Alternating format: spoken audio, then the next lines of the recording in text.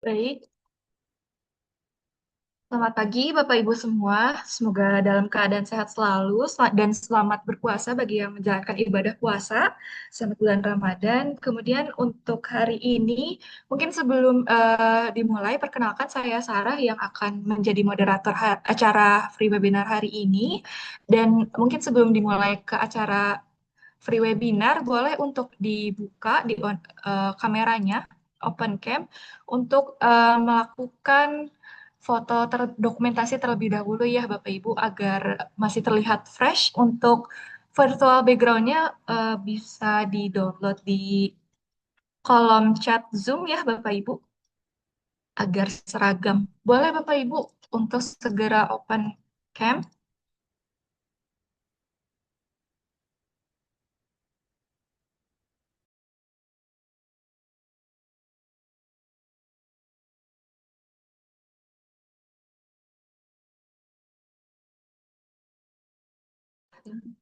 Boleh. Boleh Bapak Ibu, untuk tim apakah sudah siap? Untuk posenya boleh dari Pak Edi mungkin Pak, jempol ya Pak? Jempol dulu. Ya baik, sudah Ya, siap. baik Paul ya. Semangat semuanya, walaupun bulan puasa harus semangat ya.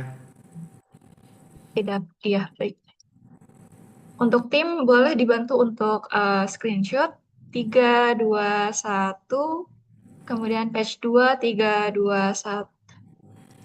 Ya, baik. Terima kasih untuk Bapak Ibu. Untuk selanjutnya, mohon izin untuk saya share screen agenda dan free webinar hari ini.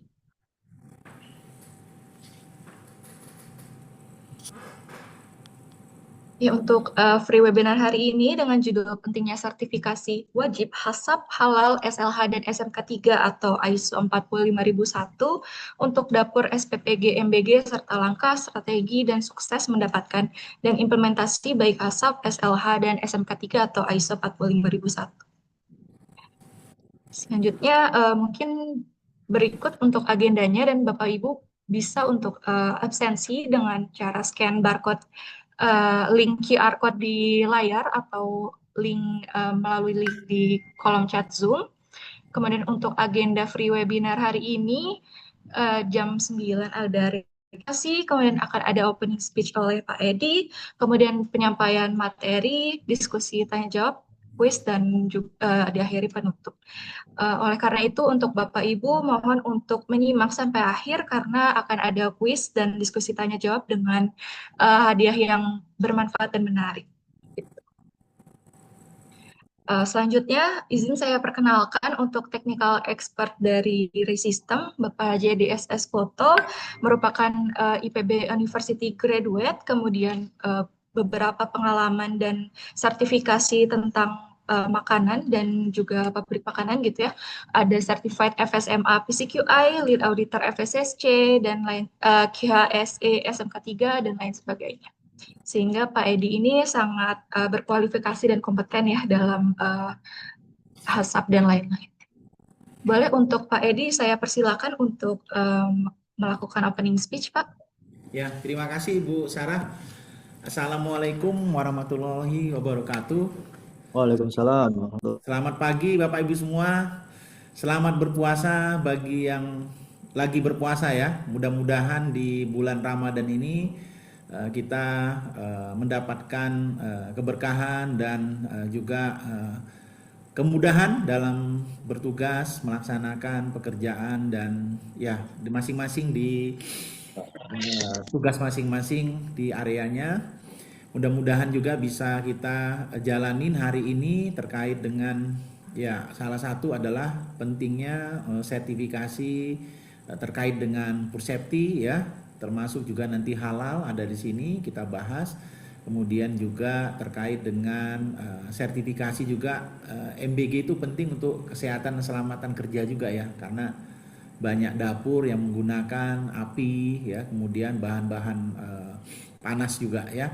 Nah, jadi program MBG ini seperti kita ketahui, mungkin Bapak Ibu sudah tahu semua, jadi salah satu untuk mendukung ya visi Indonesia Emas 2045 ya. Jadi ini menurut ya saya juga ya, ini merupakan program yang baik ya, harus kita support juga karena program dari pemerintah ya. Dan hal ini juga pelaksanaannya ada badan tersendiri, Badan Gizi Nasional ya, seperti kita ketahui yang mengendalikannya. Tetapi kami di sini sebagai expert maupun ahli untuk kita pemegang lisensi baik nasional maupun internasional, di mana Presistem ini merupakan suatu grup perusahaan yang lebih kurang sudah 15 tahun di Indonesia. Kita food safety salah satu lisensi yang terlengkap di Indonesia ya. Bahkan kita mempunyai lisensi food safety internasional ya sampai ke FDA, kemudian juga BRCGS, kemudian FSSC, Eropa, Nederland, dan juga untuk kaitan dengan nasional juga. Nah, yang paling penting mungkin di sini yang mau saya sampaikan adalah mari kita sama-sama mensukseskan program ini, salah satunya dari sisi untuk yang diminta oleh pemerintah ya. Salah satu penegasannya adalah di mewajibkan adanya SLH udah pasti ya untuk MBG ini, kemudian juga halal lebih wajib lagi ya. Ya, jadi harapannya juga tidak hanya HACCP saja. Jadi tujuan yang paling utama ya, kita juga mempunyai berharap di sini kita semua punya peran lah untuk mendukung produk MBG ataupun produk makanan yang halal. Karena sebenarnya ini juga bukan terkait dengan SPPG MBG aja saya kira, tetapi kan juga penyuplainya juga di sini ya, penyuplai bahan baku. Bisa saja penyuplai bahan baku itu tidak hanya pabrik saja besar, tapi banyak sekali sini UMKM yang kita lihat. Karena saya lihat ini sesuatu yang positif juga untuk mengisi mungkin banyak apa namanya tenaga kerja yang diserap di sini ya. Walaupun banyak pro dan kontra, saya kira itu kita tidak banyak masuk di ranah kontranya, tetapi kita lebih fokus bagaimana anak-anak Indonesia ini mendapatkan makanan yang aman, ya, bergizi dan sehat. Intinya itu melalui sistem sertifikasi HACCP maupun sistem implementasi keamanan pangan halal, SLH dan K3. Ya itu saja mungkin, nanti kalau terlalu panjang nanti saya mengambil ini ya pembicara lainnya nih Pak Haris ya. Pak Haris saya kira juga sangat kompeten di bidang keamanan pangan halal maupun sistem food safety lainnya. Itu saja Bapak Ibu, mudah-mudahan ya kita di sini berdiskusi ya sebagai informasi juga kita sampaikan, mudah-mudahan ini menjadi suatu ya informasi yang bermanfaat untuk kita semua. Sekali lagi terima kasih, mudah-mudahan bisa maju food safety ataupun keamanan pangan Indonesia dan MBG khususnya dalam hal ini supaya lebih sukses lagi. Terima kasih. Assalamualaikum warahmatullahi wabarakatuh. Ya. Waalaikumsalam warahmatullahi wabarakatuh. Terima kasih Pak Edi untuk pemaparan opening speech-nya. Kemudian untuk selanjutnya saya izin untuk memperkenalkan pembicara kita yang selanjutnya ada Pak Haris. Selamat pagi Pak Haris. Untuk Pak Haris juga tidak kalah kompeten untuk kaitannya dengan food safety. Untuk Pak Haris merupakan lulusan S1 Teknologi Pangan dari Universitas Brawijaya, ex-staf R&D Quality Assurance, dan lain sebagainya. Baik, untuk Pak Haris mungkin bisa dimulai untuk pemaparan free webinarnya. Dipersilakan Pak. Siap, baik Mbak, terima kasih. Baik Bapak Ibu, kita mulai ya untuk webinar kita pagi ini. Selamat pagi Bapak Ibu semua. Assalamualaikum warahmatullahi wabarakatuh. Semoga dalam keadaan sehat selalu ya Bapak Ibu ya. Oke, jadi hari ini Bapak Ibu kita akan berdiskusi ya Bapak Ibu terkait pentingnya gitu ya, pentingnya beberapa sertifikasi terutama untuk SPPG MBG ya Bapak Ibu ya. Ya, sertifikasi utamanya yang ada di sini adalah dari sisi keamanan pangannya, Bapak Ibu. Kemudian dari sisi kehalalannya, ya dari sisi produknya sendiri ya. Dari keamanan pangan untuk produknya, dari sisi halalnya juga untuk produk. Kemudian yang gak kalah penting sebetulnya dari sisi K3-nya ya, Bapak Ibu ya. Baik dari pekerjanya, Bapak Ibu ya. Jadi itu mungkin yang kami soroti ya Bapak Ibu ya. Karena ini adalah beberapa sertifikasi yang penting gitu ya. Ya penting terutama untuk dapur MBG ya, seperti itu. Oke, baik. Next, Bu Sarah. Oke, jadi beberapa poin pentingnya adalah Bapak Ibu, ya seperti yang kita singgung barusan ya, terkait hasab gitu ya. Apa sih hasab itu gitu ya? Nanti kita akan breakdown masing-masing Bapak Ibu. Ya apa itu dari sisi hasab ya, kemudian layak hygiene ya termasuk halal nanti di sana. Kemudian dari sisi ISO 45 ribunya seperti itu ya. Kalau hasab fokusnya memang di keamanan pangannya ya Bapak Ibu ya. Kita tahu mungkin Bapak Ibu ya. Tadi dari Pak Edi di opening speech sudah juga menyinggung ya Bapak Ibu, memang banyak pro dan kontra, cuma kita nggak terlalu banyak. Nah, kita fokusnya adalah di poin bagaimana program ini bisa berjalan lebih baik lagi kan seperti itu ya, Bapak Ibu ya. Nah, seperti yang kita tahu bahwa eh, banyak juga ya beberapa kasus ya, Bapak Ibu ya, dari dapur MBG yang produknya mungkin basi gitu ya. Kemudian ada isu-isu keamanan pangan gitu ya. Jadi sebetulnya isunya itu terkait apa sih Pak ya? Mungkin ya salah satunya adalah dari sisi penerapan hygiene-nya Bapak Ibu, dari sisi penerapan hasapnya mungkin yang belum sesuai seperti itu.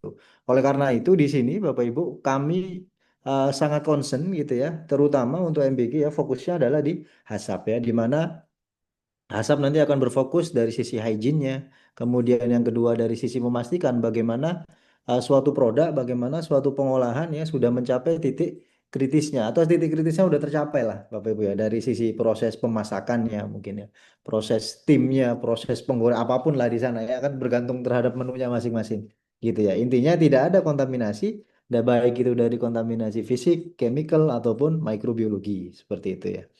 Kemudian yang kedua dari sisi SLAS Bapak Ibu ya, sertifikat layak hygiene sanitasi. Ya seperti kita tahu bahwa SLAS sendiri sebetulnya sudah diwajibkan ya Bapak Ibu ya, terutama untuk perusahaan-perusahaan catering ya. Sebelumnya kan seperti itu. Ya, perusahaan catering mereka diwajibkan untuk SLAS. Sebetulnya ini juga simultan nanti Bapak Ibu. Maksudnya gimana Pak? Ini ada simultan dengan yang ada di HACCP Bapak Ibu. Karena fokusnya di layak hygiene Bapak Ibu, nanti ada beberapa persyaratan coba kita bandingkan gitu ya.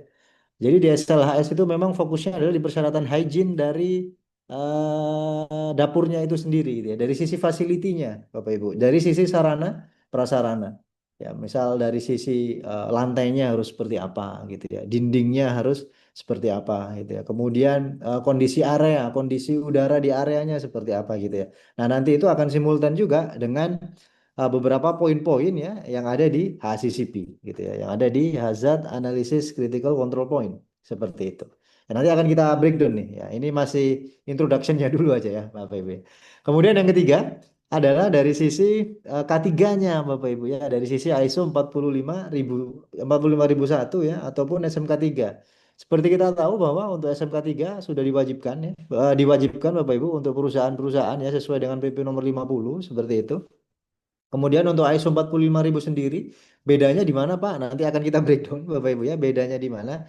Cuma di sini intinya sebagai introduction ya adalah tujuan utamanya adalah untuk melindungi dari sisi pekerjanya sendiri Bapak Ibu ya, pekerja di dapur gitu ya, pengantar makanannya, staf pengelolanya Bapak Ibu ya. Agar apa? Agar memastikan ya bahwa mereka pun juga bekerja di area yang sesuai, bekerja dengan kondisi yang aman Bapak Ibu. Mungkin ini yang sedikit terlewat atau mungkin jangan sampai terlewat sebetulnya ya Bapak Ibu ya. Karena kan di dapur itu banyak potensi-potensi yang bisa menyebabkan kecelakaan kerja ya dari mungkin penggunaan gas Bapak Ibu ya. Atau udah nggak pakai gas Pak, sekarang kita semua udah pakai listrik semua. Berarti bahayanya di mana di konsleting listriknya nanti seperti dan lain-lain. Nanti akan kita bahas ya contoh-contoh yang lain seperti itu. Oke, lanjut. Oke, kemudian eh apa Pak gitu ya? Apa Pak fungsinya gitu ya? Apa Pak pentingnya sertifikasi untuk dapur MBG itu?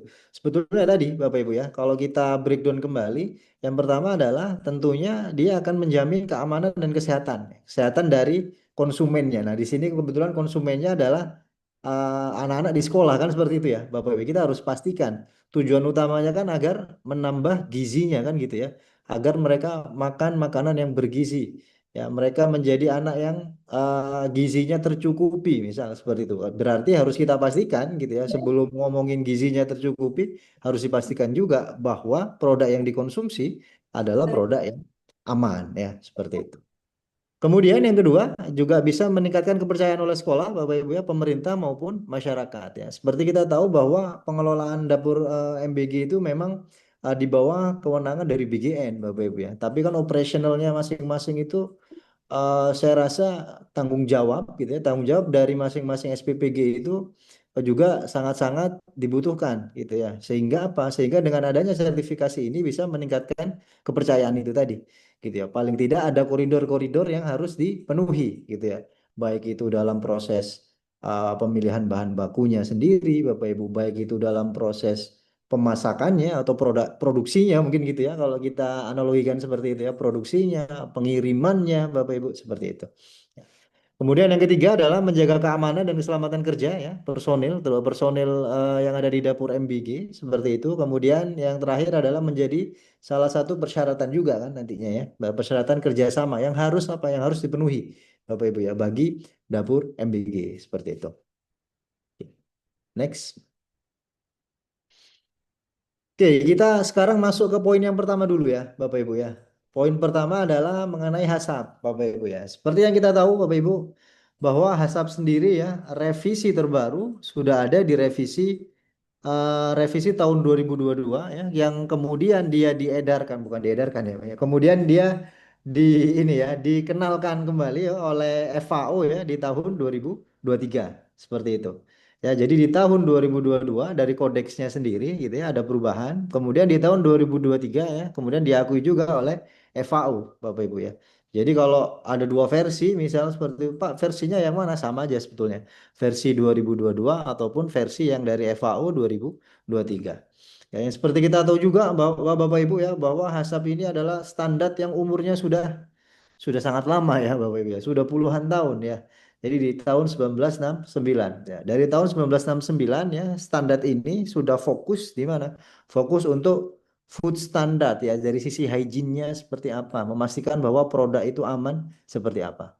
Seperti itu ya Bapak Ibu ya. Jadi fokusnya untuk kita mengidentifikasi, mengevaluasi serta nanti mengendalikan potensi-potensi bahaya ya terkait proses produksi kita atau proses pemasakan nanti ya kalau di dapur MBG seperti itu. Lanjut, nggak salah. Oke, kemudian apa Pak yang baru di HACCP kodeks ini ya Bapak Ibu? Jadi kami sudah highlight Bapak Ibu ya bisa Bapak Ibu lihat di sini. Kita bisa lihat apa perbedaan dari versi-versi yang sebelumnya ya. Ya versi sebelumnya kan ada di 2011 juga ya Bapak Ibu ya. Editorial correctionnya 2011. Nah di tahun 2022 ini apa saja Pak yang berubah Pak? Yang berubah adalah ini Bapak Ibu ya. Di sebelah kanan ini Bapak Ibu bisa lihat ya bahwa di HACCP ya, di standar HACCP saja Bapak Ibu saat ini sudah mulai digaungkan mengenai apa? Mengenai food safety culture Bapak Ibu ya atau budaya keamanan pangan. Ya, food safety culture sudah masuk. Ya, mungkin Bapak Ibu, kalau Bapak Ibu familiar ya dengan standar-standar food safety yang lain, misalnya Pak, misalnya Bapak Ibu familiar dengan standar FSSC seperti itu, atau mungkin BRC, ya, IFS, SQF, ataupun standar food safety yang lain, Bapak Ibu, standar atau poin mengenai budaya keamanan pangan ini sudah lebih dulu ada seperti itu. Dan sekarang saat ini mulai di tahun 2023 kemarin ya, standar food safety culture ini ya, poin mengenai food safety culture ini sudah dimasukkan di HACCP Codex seperti itu. Nah, tujuannya apa, Pak? Tujuannya food safety itu tidak hanya sebagai pemenuhan standar saja, Bapak Ibu. Harapannya seperti itu. Ya, jadi kodeks itu berharap bahwa food safety itu juga bisa menjadi bagian dari budaya, Bapak Ibu. Ya, jadi bukan saja sebagai standar, enggak. Ya, bukan saja sebagai aturan, enggak, gitu ya. Tapi food safety ini sudah lebih jauh lagi, sudah lebih advance lagi, dia sebagai culture seperti itu. Kemudian kalau ditanya, lupa gimana kita menumbuhkan culture kan gitu ya. Nah, itu kan panjang lagi ceritanya ya nanti Bapak Ibu ya. Jadi culture itu memang harus dibentuk Bapak Ibu. Pak, culture itu nggak bisa nggak bisa dengan mudah dibentuk ya. Maka Bapak Ibu harus mungkin di awal ya bentuk aturannya dulu kan seperti itu nanti ya. Kita tahu aturannya dulu, kita tahu apa yang dimau oleh si kodeks gitu ya. Hasab kodeks ini seperti apa ya. Kemudian mungkin sedikit dipaksa juga ya. Nanti harapannya bisa menjadi budaya seperti itu. Oke, itu yang pertama, Bapak Ibu. Kemudian yang kedua, yang poin yang penting ya, poin penting yang berubah di HACCP ini adalah terkait maintenance, Bapak Ibu ya, perawatan maupun pembersihan, ya itu termasuk juga alergen sekarang seperti itu. Ya, seperti kita tahu bahwa di Indonesia ada beberapa kategori alergen, ya, Bapak Ibu. Mungkin Bapak Ibu masih ingat ya, ada 7 alergen di Indonesia. Ya, mulai dari serealia, mulai dari seafood ya, Bapak Ibu, krustasea, kemudian golongan kacang pohon, kacang tanah gitu ya. SO2, kemudian sulfit telur, tepung, gluten dan lain-lain ya, seperti itu ya. Jadi sekarang ini lebih fokus juga asap itu terkait alergen, Bapak Ibu. Kita harus pastikan juga. Jadi bahaya itu tidak hanya bahaya kimia, bahaya fisik, bahaya mikrobiologi, tapi juga bahaya alergen. Ya memang dahulu, ya memang di versi-versi sebelumnya biasanya alergen dimasukin ke bahaya kimia, Bapak Ibu. Tapi sekarang tidak. Alergen dianggap bahaya tersendiri itu. Ya, jadi selain kimia, fisikal dan mikrobiologi, ada bahaya yang disebut bahaya alergen gitu ya. Bukan berarti kita tidak boleh memproduksi makanan-makanan yang mengandung yang dikategorikan sebagai alergen ya, tapi fokusnya adalah apabila ada produk atau bahan baku yang mengandung alergen, bagaimana caranya agar tidak terjadi kontaminasi silang, Bapak Ibu. Bagaimana caranya agar makanan yang tidak mengandung alergen tidak terkontaminasi oleh makanan yang mengandung alergen, seperti itu. Jadi fokus juga nanti di sana. Ya karena apa? Karena prinsip utamanya kalau mungkin Bapak Ibu kalau mungkin kita mau breakdown lebih dalam lagi ya Bapak Ibu, kenapa Pak alergen ini menjadi penting? Kalau Bapak Ibu lihat data statistik Bapak Ibu, sebetulnya ya kasus kasus food safety yang ada di secara internasional gitu ya atau yang ada di dunia ini gitu ya. Kasus food safety ya yang kasusnya itu letal atau bisa sampai menyebabkan kematian ya, ternyata secara data itu yang paling banyak adalah karena alergen Bapak Ibu. Ya macam-macam tuh. Ada yang akibat alergennya tidak dituliskan pada labelnya ya. Ada yang diakibatkan, ada yang disebabkan ya, ada yang disebabkan karena mungkin kurang pengetahuan gitu ya, membedakan mana yang termasuk alergen dan non alergen seperti itu ya. Jadi memang secara data kasus yang terbanyak adalah di alergen gitu ya, kontaminasi silang ya. Kalau di alergen fokusnya adalah kontaminasi silang antar alergen. Kemudian berikutnya adalah fokus di personal hygiene Bapak Ibu. Yang ketiga ya, fokusnya di personal hygiene ya, personal behavior Bapak Ibu ya, termasuk nanti jika ada pengunjung gitu ya. Jadi maksudnya gimana Pak ya? Kalau ada tamu, ada pengunjung ya, pengunjung itu harus memakai APD yang sama dengan para pekerja gitu ya. Jangan sampai pengunjung malah menjadi apa? Menjadi contoh yang tidak baik kan seperti itu. Jangan sampai pengunjung menjadi sumber kontaminasi kan seperti itu. Jadi HACCP itu fokusnya di situ nanti. Ya salah satunya di sana terkait GMP-nya.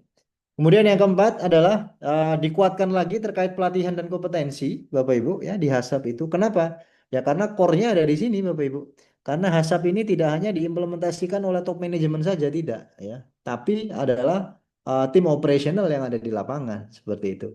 Sehingga kompetensi dari personil, sehingga kebutuhan pelatihan dari personil itu harus betul-betul kita identifikasi, harus betul-betul kita pastikan bahwa setiap personil memiliki kompetensi yang cukup ya untuk mengimplementasikan proses produksi kita yang menerapkan prinsip sesuai dengan prinsip yang diminta oleh HACCP, misal seperti itu. Nah, kemudian berikutnya adalah ada bagian terbaru juga terkait manajemen alergen Bapak Ibu dan identifikasi lot ya. Ini simultan juga dengan poin yang kedua tadi. Ya, termasuk pembersihan alergen ya, termasuk di sini nanti manajemen alergen. Ya, salah satu contoh Pak, gimana ya? Contohnya sederhananya Bapak Ibu nanti harus punya list material yang mengandung alergen gitu ya. Kemudian alergennya ini apa saja gitu. Yang ditakutkan apa Bapak Ibu? Sebetulnya yang ditakutkan adalah apabila nih nanti ya ada konsumen kita atau kalau di sini konteksnya adalah dapur ya, dapur MBG.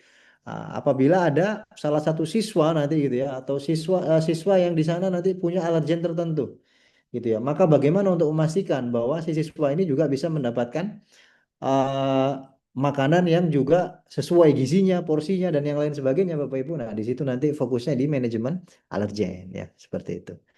Oke, kemudian berikutnya ada 7 prinsip dan 12 langkah ya, 12 langkah HACCP ya. Setelah ini akan kita coba kita breakdown aja sedikit Bapak Ibu. Kemudian nanti ada juga pembaruan contoh terkait pohon keputusan. Nah, ini adalah juga referensi yang baru Bapak Ibu ya, referensi baru dari kodeks ya bahwa dalam kita menentukan suatu proses itu bisa menjadi CCP atau tidak, ada referensi pohon keputusan yang baru di situ. Di mana pohon keputusan ini ada 4 pertanyaan ya yang bisa digunakan untuk menentukan ya menentukan level bahaya baik itu di proses maupun di bahan baku, Bapak Ibu. Seperti itu ya. Oke, kemudian Ray sendiri Bapak Ibu ya, jadwal terdekat ya kalau untuk training HACCP itu di 30 Maret ya, Bu Sarah ya. 30 Maret ya 2026 Bapak Ibu. Nanti kita bisa breakdown lebih detail lagi ya, seperti itu. Ya, mungkin di sini saya introduction juga Bapak Ibu ya. Sekalian saya tunjukkan tuh klausulnya apa sih Pak yang baru seperti itu ya. Silakan, boleh dilanjut Pak Sarah. Oke. Jadi HACCP Codex Bapak Ibu, dia itu terdiri dari dua chapter Bapak Ibu atau dua bagian, dua part.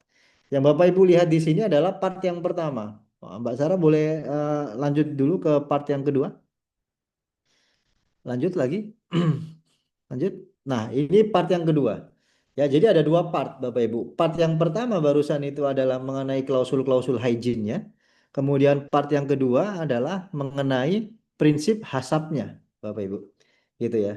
Jadi kalau kita generalkan ya, kalau mungkin kita bagi secara sederhana Bapak Ibu, berarti Pak, part satu itu adalah fokusnya di GMP-nya dong, betul Bapak Ibu ya, GMP-nya, istilahnya begitu. Di part 2-nya kita fokus di prinsip hasapnya, seperti itu. Ya, ada 12 langkah hasap ya, di mana nanti dia itu terdiri dari lima langkah awal dan 7 prinsip hasap ya, seperti itu. Oke, sekarang kita kembali ke part yang pertama, Bapak Ibu ya. Di part one ya, Bapak Ibu. Oke, jadi secara klausul, Bapak Ibu, HACCP ini terdiri dari 15 klausul ya, Bapak Ibu ya. Kemudian untuk klausul 1 sampai 6, Bapak Ibu, ini sebetulnya isinya hanya introduction ya, Bapak Ibu ya.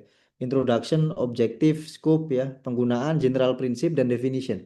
Ya, di sini hanya introduction saja, Bapak Ibu. Di sini adalah panduan-panduan umum saja, seperti itu. Ya, definisi-definisi dan istilah-istilah yang digunakan dalam standar HACCP ini bisa Bapak Ibu lihat ya, dari klausul 1 sampai dengan klausul 6. Kemudian penerapan prinsip hasapnya sendiri, penerapan prinsip hygiene-nya sendiri, Bapak Ibu, nanti itu dimulai dari klausul 7, Bapak Ibu. Nah, next, Mbak Sarah. Oke, kita masuk di klausul 7, Bapak Ibu. Jadi di klausul 7 ini nanti dia fokusnya apa, Pak? Fokusnya adalah terkait introduction ya, kontrol dari food hazard-nya sendiri.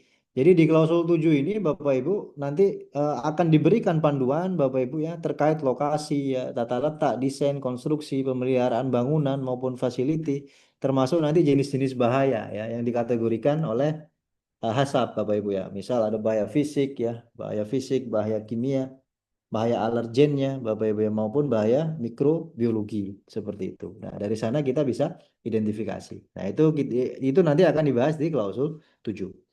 Kemudian yang berikutnya adalah di klausul 8 ya, di primary production seperti itu Bapak Ibu. Primary production di sini adalah yang dimaksud adalah output yang dari pertanian Bapak Ibu ya. Mungkin kalau di konteksnya di dapur SPPG dia nggak masuk nih. Mungkin NA juga bisa seperti itu.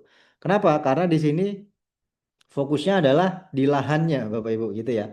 Mulai dari penumbuhan tanaman ya atau mungkin kalau produknya dari sisi perikanan ya budidayanya ya, panen tanaman ya hewan ya atau mungkin produk hewan ya dari peternakan atau habitat alami mereka.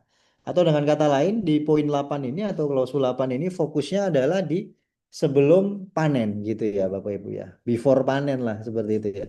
Sebelum panen itu di lahan, di sawah ya, ataupun nanti di peternakan ya, apakah sudah menerapkan prinsip-prinsip primary production ini, memastikan dari sisi kebersihannya dan yang lain sebagainya, seperti itu. Oke, kemudian berikutnya di klausul 9, Bapak Ibu, di klausul 9 itu fokusnya pembahasannya adalah mengenai desain facility-nya, Bapak Ibu ya, desain facility maupun peralatan. Ya, jadi nanti di sana dibahas bagaimana persyaratan bangunan itu harus seperti apa. Ya, kemudian persyaratan peralatan juga harus seperti apa?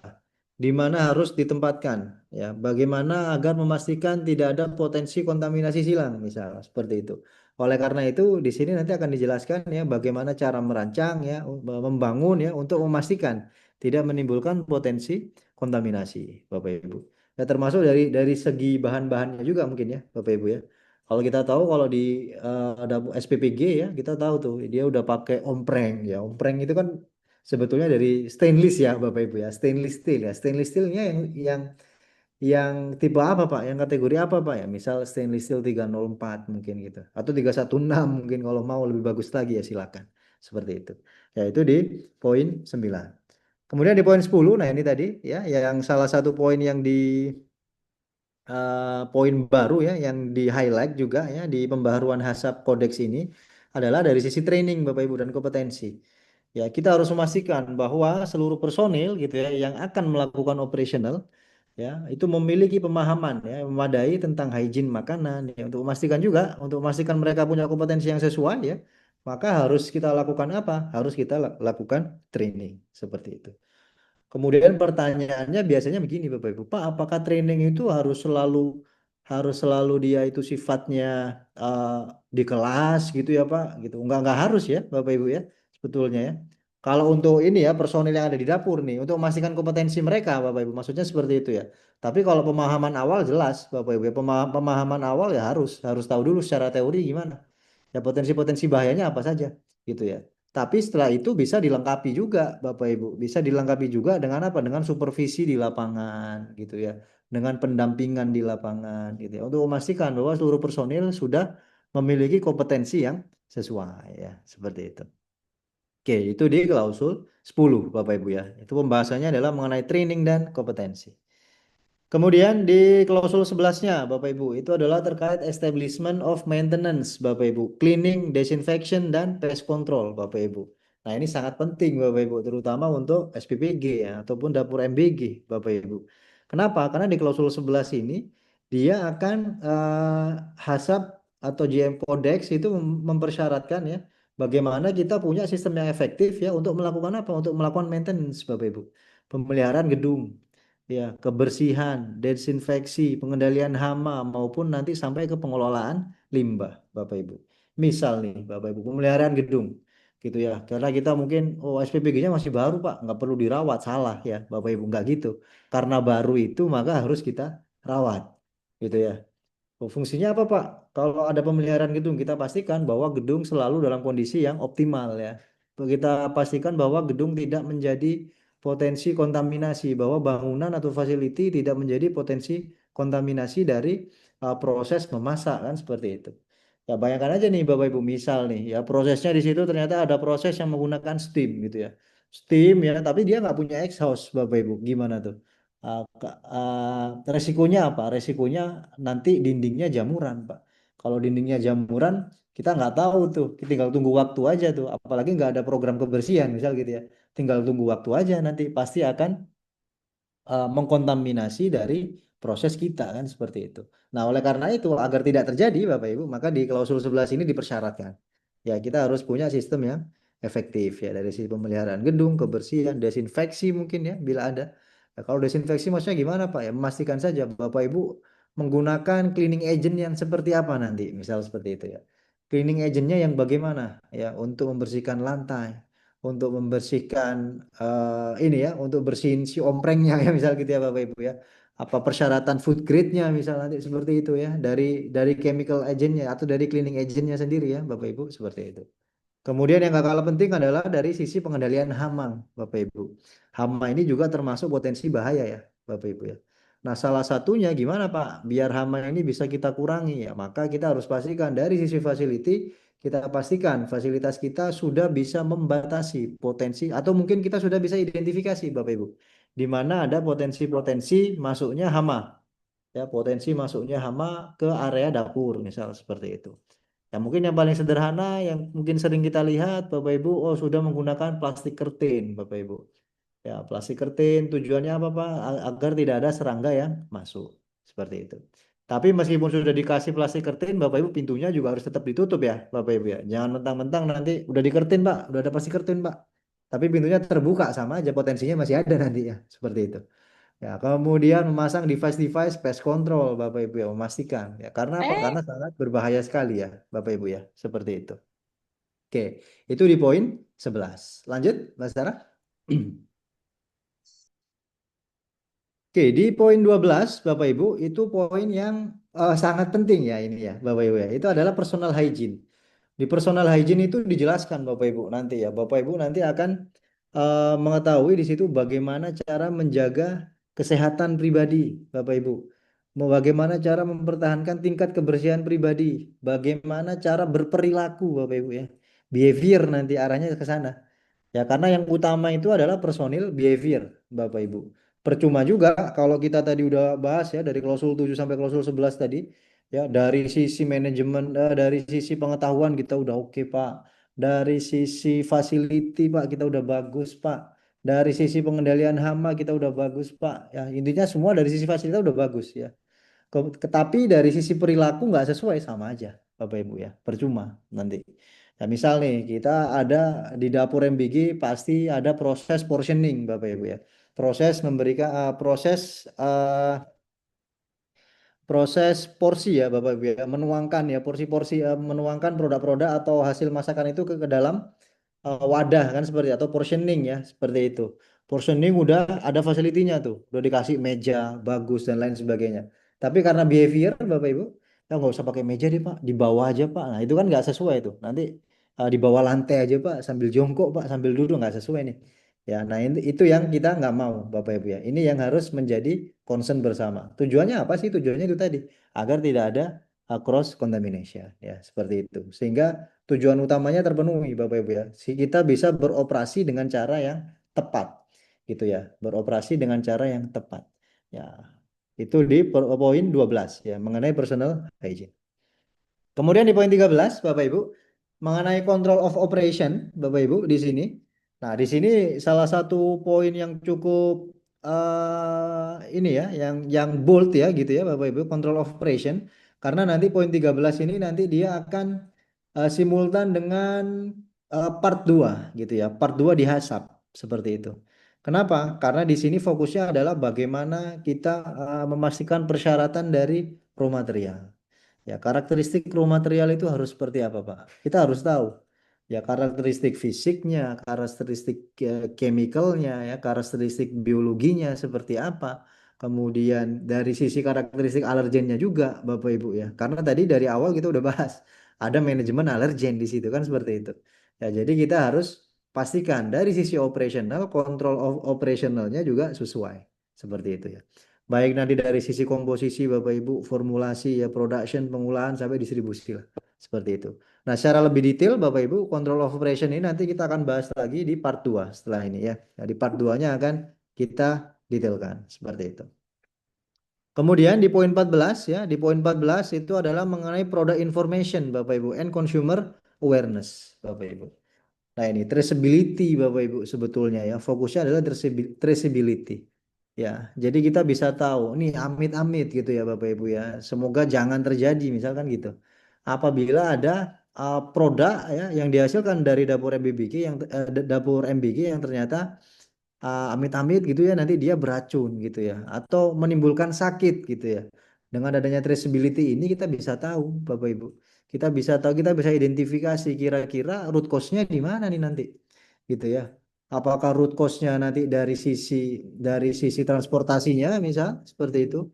Apakah selama transportasi Pak, oh ternyata holding time-nya terlalu lama Pak ya dari saat produk sudah selesai di portioning ya sudah siap ya dan proses pengirimannya Pak terlalu lama misal sehingga ada potensi-potensi bahaya mikrobiologi misal ya kita nggak tahu juga ya namanya kan kita identifikasi seperti itu atau ternyata identifikasinya nanti dengan adanya traceability ini kita bisa tahu identifikasi pada saat proses pemasakan gitu. Oh ternyata Pak gitu ya. Pada saat proses pemasakan Pak suhunya nggak sesuai ternyata Pak gitu ya. Suhunya nggak mencapai suhu yang kita inginkan. Ya misal pada saat kita masak ayam misal gitu ya. Oh suhunya ternyata nggak nyampe 80 Pak minyaknya. Nggak nyampe 90 Pak misal seperti itu. Ya bisa juga Bapak Ibu. Ya itu fungsi dari traceability. Atau ternyata root cause-nya ternyata dari bahan bakunya misal seperti itu. Nah, ini adalah fungsi gitu ya Bapak Ibu dari klausul 14 ini mengenai product information terutama di traceability-nya seperti itu. Tapi untuk consumer awareness-nya sendiri Bapak Ibu itu fokusnya biasanya lebih ke alergen tadi nanti arahnya seperti itu. Ya kita harus informasikan juga kepada konsumen ya atau kalau di sini konteksnya kepada siswa gitu ya.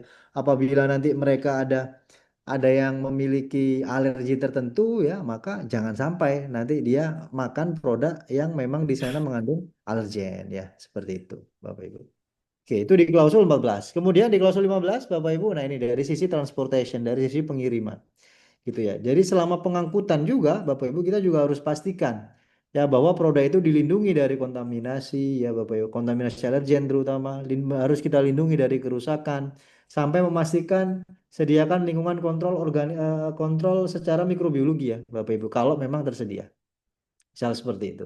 Misal nih, Bapak Ibu nanti di SPPG Bapak Ibu atau di dapur Bapak Ibu ada satu menu yang nanti menu ini pengirimannya harus dengan suhu dingin misal seperti itu. Harus di bawah suhu 10 derajat, Pak, gitu.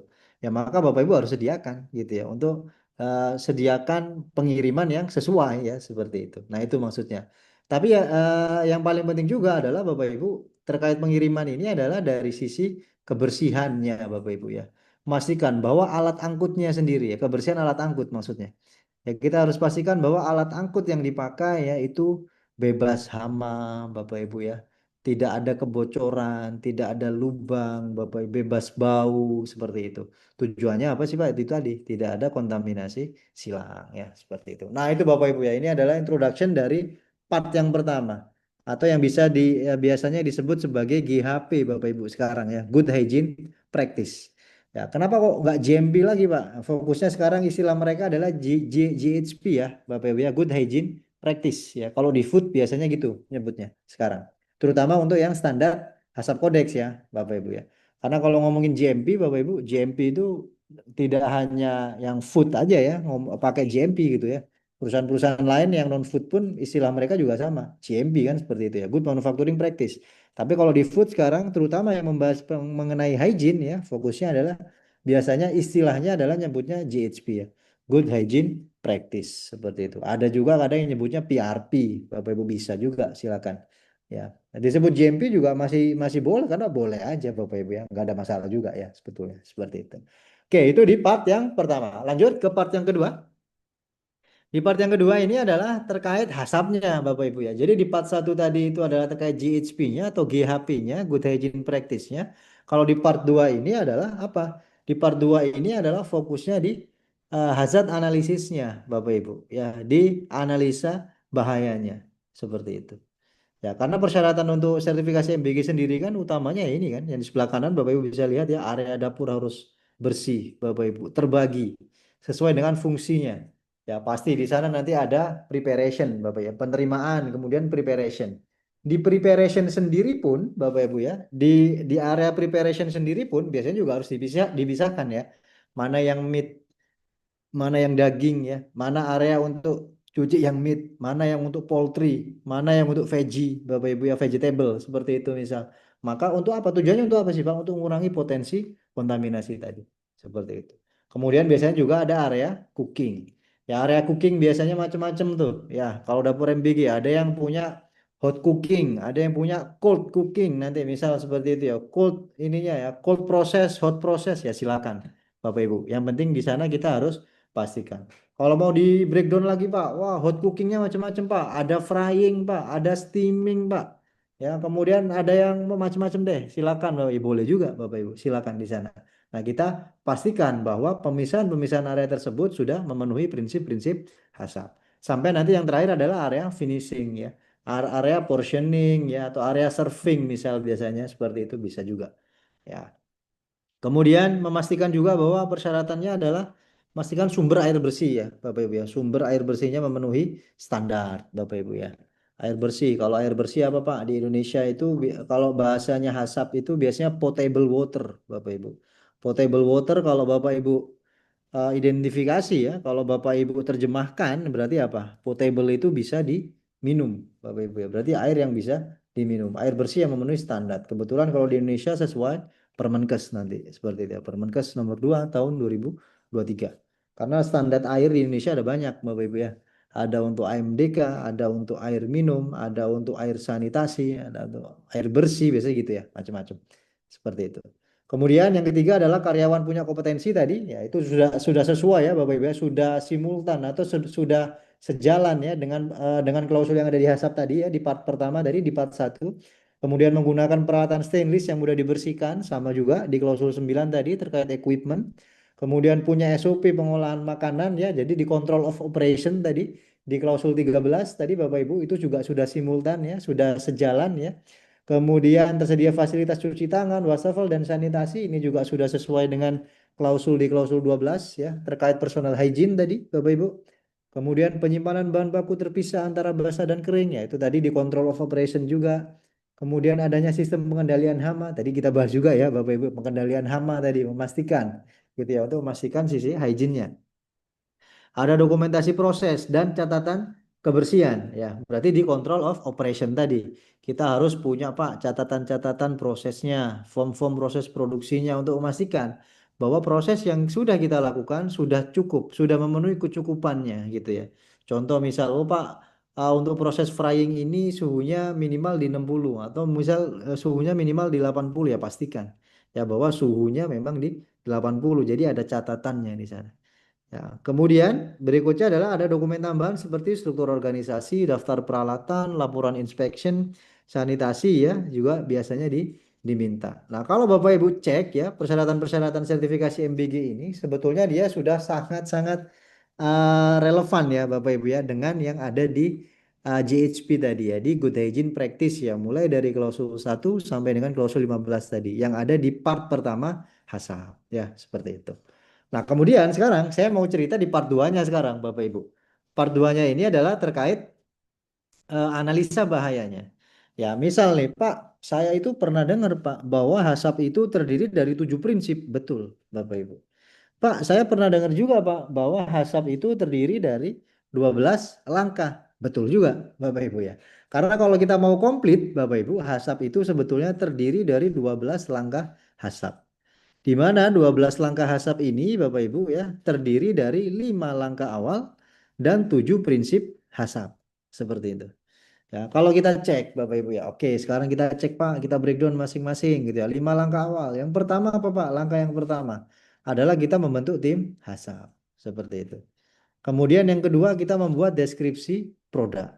Pak, kalau konteksnya di dapur, Pak, ya di dapur MBG, Pak, maka deskripsi produknya sangat banyak dong. Betul, Bapak Ibu, memang banyak. Tapi ada triknya, Bapak Ibu. Bapak Ibu nanti bisa kelompokkan itu, ya, utamanya di sana. Bapak Ibu bisa kelompokkan. Misal, Pak, oh saya ada proses-proses yang prosesnya frying, Pak. Nah, Bapak Ibu kategorikan tuh. Yang menu Bapak Ibu yang masuk ke dalam kategori frying apa saja? Gitu nanti.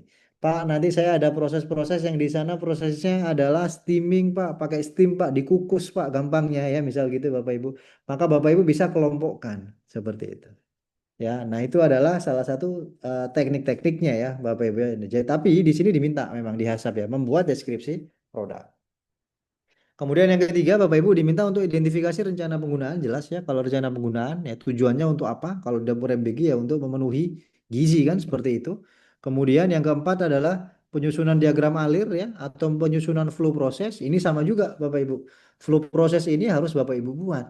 Ya, mulai dari penerimaan bahan baku, mulai dari Bapak Ibu preparation. Setelah Bapak Ibu preparation mungkin di situ ada storage dulu ya Bapak Ibu simpan, setelah storage Bapak Ibu lakukan processingnya ya pemasakan, setelah itu portioning sampai nanti pengiriman. Nah ini Bapak Ibu buat diagram alirnya dibuatkan sesuai dengan kategori produk tadi yang Bapak Ibu sudah buat di deskripsi produk itu ya. Deskripsi produknya Bapak Ibu tadi kan udah macam-macam tuh, udah ada beberapa gitu ya. Maka di sini fokusnya di mana Pak? Fokusnya Bapak Ibu fokus untuk membuat diagram alir ya sesuai dengan kategori produknya seperti itu.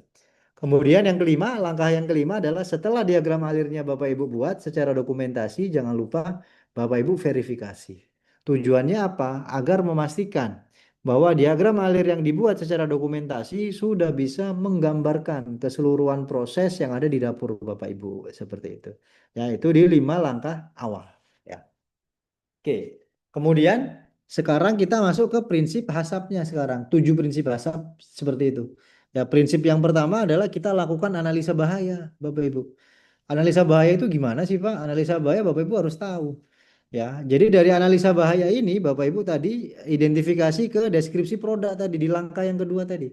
Misal Pak, Bapak Ibu punya raw material yang Bapak Ibu punya adalah misal tepung, Bapak Ibu. Pak, kita di SPPG kami mau bikin mie, Pak. Misal gitu ya. Bapak Ibu punya tepung. Bapak Ibu harus tahu karakteristik tepung itu seperti apa deskripsinya. Potensi bahayanya apa? Oh, di tepung mungkin ada bahaya fisik, Pak. Gitu ya. Bahayanya kutu, Pak, mungkin biasanya seperti itu. Kemudian ada bahaya kimia nggak? Ada bahaya mikrobiologi nggak? Misal. Kalau tepung biasanya intero ya, enterobakter yang tepung-tepungan ya, biasanya kan seperti itu. Nah, dari sini kita identifikasi analisa bahaya. Oh, kita udah tahu Pak, analisa bahayanya seperti itu. Ada bahaya fisik, ada bahaya chemical. Kemudian secara proses nanti Bapak Ibu cek apakah di proses saya ada proses yang bisa mengurangi misal gitu ya Bapak Ibu, ya, mengurangi potensi adanya bahaya ini di produk akhir gitu. Oh Pak, tepung ini nanti akan kami ayak dulu Pak gitu. Ya, jadi sebelum dipakai Pak kita ayak dulu untuk pastikan nggak ada bahaya fisik. Betul Bapak Ibu. Itu adalah salah satu cara dari Bapak Ibu melakukan analisa bahaya, Bapak Ibu nanti tahu cara pengendaliannya bagaimana seperti itu. Ya, itu di prinsip yang pertama. Setelah Bapak Ibu tahu pengendaliannya bagaimana ya, kemudian masuk ke langkah yang berikutnya Bapak Ibu tentukan titik kritisnya Bapak Ibu. Ya, titik kritisnya seperti apa? Titik kritisnya misal nih, titik kritisnya misal, oh Pak, titik kritisnya karena tadi bahayanya adalah misal nih apa ya? Misal nih di ayam ya Bapak Ibu atau ikan misal gitu ya. Produknya adalah ikan, ikan yang Bapak Ibu goreng misal seperti itu. Nah, di situ masih ada potensi bahaya mikrobiologi Pak gitu ya. Sehingga proses penggorengannya itu harus dengan suhu sekian misal Bapak Ibu. Atau dengan suhu 80 sampai 110 misal Bapak Ibu ya. Silakan biasanya kan ada referensi-referensi gitu ya. Tergantung dari menunya apa nih yang dipakai ya. Kalau ayam goreng aja biasanya segitu ya Bapak Ibu sekitar seperti itu. Ya suhunya Bapak Ibu itu akan Bapak Ibu jadikan sebagai titik kendali kritisnya. Ya, CCP-nya di sana, Pak. Sehingga pada saat proses, Bapak Ibu harus pastikan kecukupan prosesnya, kecukupan suhunya gitu ya. Di sini yang dianggap kecukupan proses adalah kecukupan memenuhi standar yang Bapak Ibu kendalikan tadi ya, titik kendali kritisnya seperti itu. Kemudian setelah itu Bapak Ibu tetapkan batas kritisnya gitu ya. Kemudian jangan lupa lakukan sistem pemantauan. Sistem pemantauan itu adalah monitoring Bapak Ibu. Ya Bapak Ibu monitoring ya sistem apakah titik kendali kritis tadi Bapak Ibu sudah identifikasi gitu ya. Bapak Ibu tadi sudah bisa tentukan juga mana proses yang menjadi CCP ataupun tidak dengan apa? Dengan pohon keputusan tadi gitu ya. Yang di awal tadi kita bahas ya. Ada referensi baru di HASAP adalah revisi pohon keputusan seperti itu. Ya, kemudian nanti Bapak Ibu tetapkan tindakan koreksinya. Maksudnya gimana Pak? Misal nih Bapak Ibu suatu saat Pak produk ini contoh yang lain ya biar enggak contohnya penggorengan aja nih. Misal contohnya Bapak Ibu prosesnya adalah proses steam tuh. Atau Bapak Ibu kukus gitu ya. Pak, kita ngukusnya ini adalah dengan waktu standarnya minimal 10 menit ya. Dengan suhunya harus tercapai 80 ataupun 90 derajat misal seperti itu. Kalau suhunya belum 90 gimana dong? Ya maka kita tunggu dulu gitu ya. Itu tindakan koreksi Bapak Ibu ya. Maka kita tunggu dulu produknya sampai suhunya tercapai gitu ya. Sehingga suhunya bisa tercapai sampai dengan 90. Seperti itu. Ya, jadi Bapak Ibu punya tindakan koreksi apabila titik kendali kritis tadi Bapak Ibu tidak tercapai. Koreksinya gimana? Seperti itu. Ya, sebelum ke sana, Bapak Ibu nanti harus juga lakukan validasi ya, Bapak Ibu ya. Validasi ya, kemudian verifikasi juga. Memastikan kecukupan-kecukupan tadi. Validasi Pak, kalau di dapur MBG gimana Pak? Apakah harus kita uji? Bisa Bapak Ibu uji. Ataupun Bapak Ibu bisa menggunakan reference, Bapak Ibu. Referensi-referensi yang sudah ada. Misal dari jurnal. Contohnya apa Pak? Contoh tadi proses pemasakan tadi. Suhu minimalnya berapa sih gitu ya. Kan banyak sekali ya referensi-referensi yang bisa kita jadikan sebagai acuan ya untuk melakukan validasi ya seperti itu. Kemudian yang terakhir adalah prinsip yang terakhir atau prinsip yang ketujuh adalah Bapak Ibu menetapkan dokumentasinya. Apa Pak yang didokumentasikan apa Pak? Yang Bapak Ibu dokumentasikan adalah 12 langkah HASAP ini Bapak Ibu. Mulai bentuk tim HASAP ya sampai validasi nanti. Biasanya dijadikan ke dalam satu dokumen yang disebut sebagai manual HASAP ya Bapak Ibu seperti itu. Ya, mungkin ada pertanyaan gini nih, Pak. Kalau saya tetapkan 7 prinsip HASAP aja boleh nggak? Nggak ada 5 langkah awal. Bisa aja, tapi nanti data Bapak Ibu kurang gitu ya. Karena pada saat Bapak Ibu melakukan analisa bahaya ya di prinsip yang pertama, Bapak Ibu akan membutuhkan data yang nomor 2 tuh, langkah kedua tuh. Membutuhkan data deskripsi produk seperti itu. Pada saat Bapak Ibu melakukan analisa bahaya, Bapak Ibu nanti membutuhkan diagram alir gitu ya. Alur prosesnya seperti apa? Seperti itu ya. Sehingga secara komplit Bapak Ibu, HASAP itu adalah 12 langkah HASAP di mana terdiri dari 5 langkah awal dan 7 prinsip ya, seperti itu. Itu kurang lebih Bapak Ibu ya.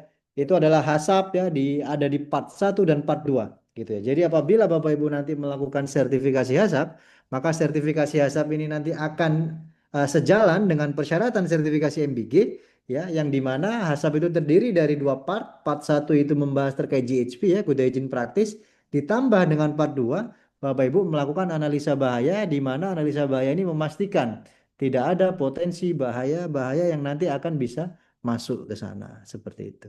Ya, kurang lebih itu ya Bapak Ibu ya di part satu dan part 2 terkait HACCP. Oke, lanjut Mbak Sarah. Oke, kita geser sekarang Bapak Ibu ya. Kalau barusan kita bahas terkait hasap, yang kedua adalah terkait untuk sertifikasi halal. Ya, kalau ngomongin potensi pasar halal, Bapak Ibu, sebetulnya sangat besar sekali ya Bapak Ibu ya. Terutama kalau ngomongin populasi muslimnya Bapak Ibu ya di tahun 2030. Ya, jadi secara data itu diprediksi nanti kurang lebih 30% dari populasi dunia atau 2,2 miliar orang ya. Oh, seberapa banyak ya itu ya Bapak Ibu ya kalau kita hitung ya kalau secara data ya by data Bapak Ibu. Maka dari situ bisa kita lihat bahwa potensi gitu ya, potensi marketnya sangat besar. Ya, dari sisi marketnya ya, Bapak Ibu. Kemudian trennya juga sekarang ya, tren wisata halal ya juga mulai mendunia. Gitu ya. Kalau mungkin Bapak Ibu lihat juga di sosmed gitu ya, di Jepang kadang tuh ada ya travel Jepang, travel wisata halal dan lain-lain yang lain sebagainya. Gitu ya. Macam-macam tuh, sangat banyak sekali. Maka potensinya sangat besar. Ya, kemudian juga dari sisi ini ya Bapak Ibu ya, di Indonesia sendiri ya bahwa memang secara regulasi Bapak Ibu di Indonesia kan produk-produk gitu ya. Nggak hanya produk ya, bahkan sampai bahan gunaan ya Bapak Ibu ya.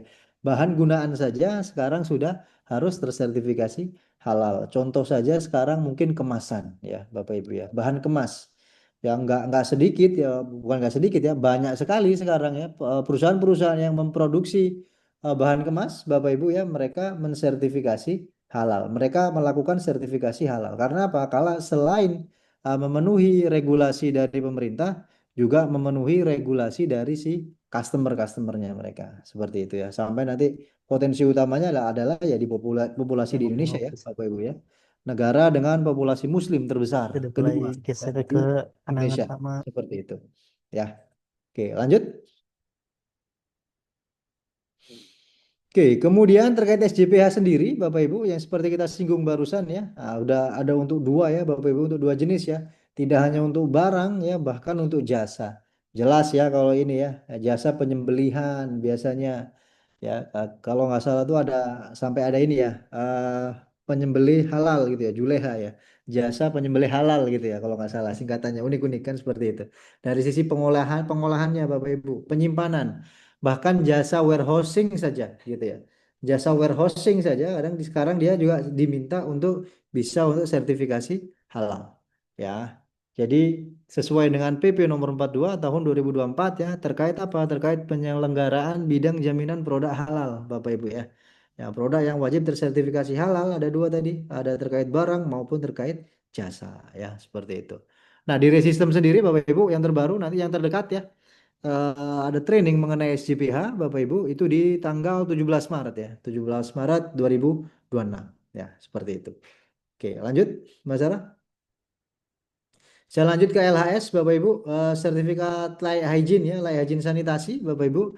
Ini juga secara regulasi diatur di Permenkes ya, Permenkes RI nomor 17 tahun 2024 ya, di mana terkait standar kegiatan usaha dan produk pada penyelenggaraan perizinan berusaha berbasis resiko ya, terkait sektor kesehatan. Maksudnya di sana tuh.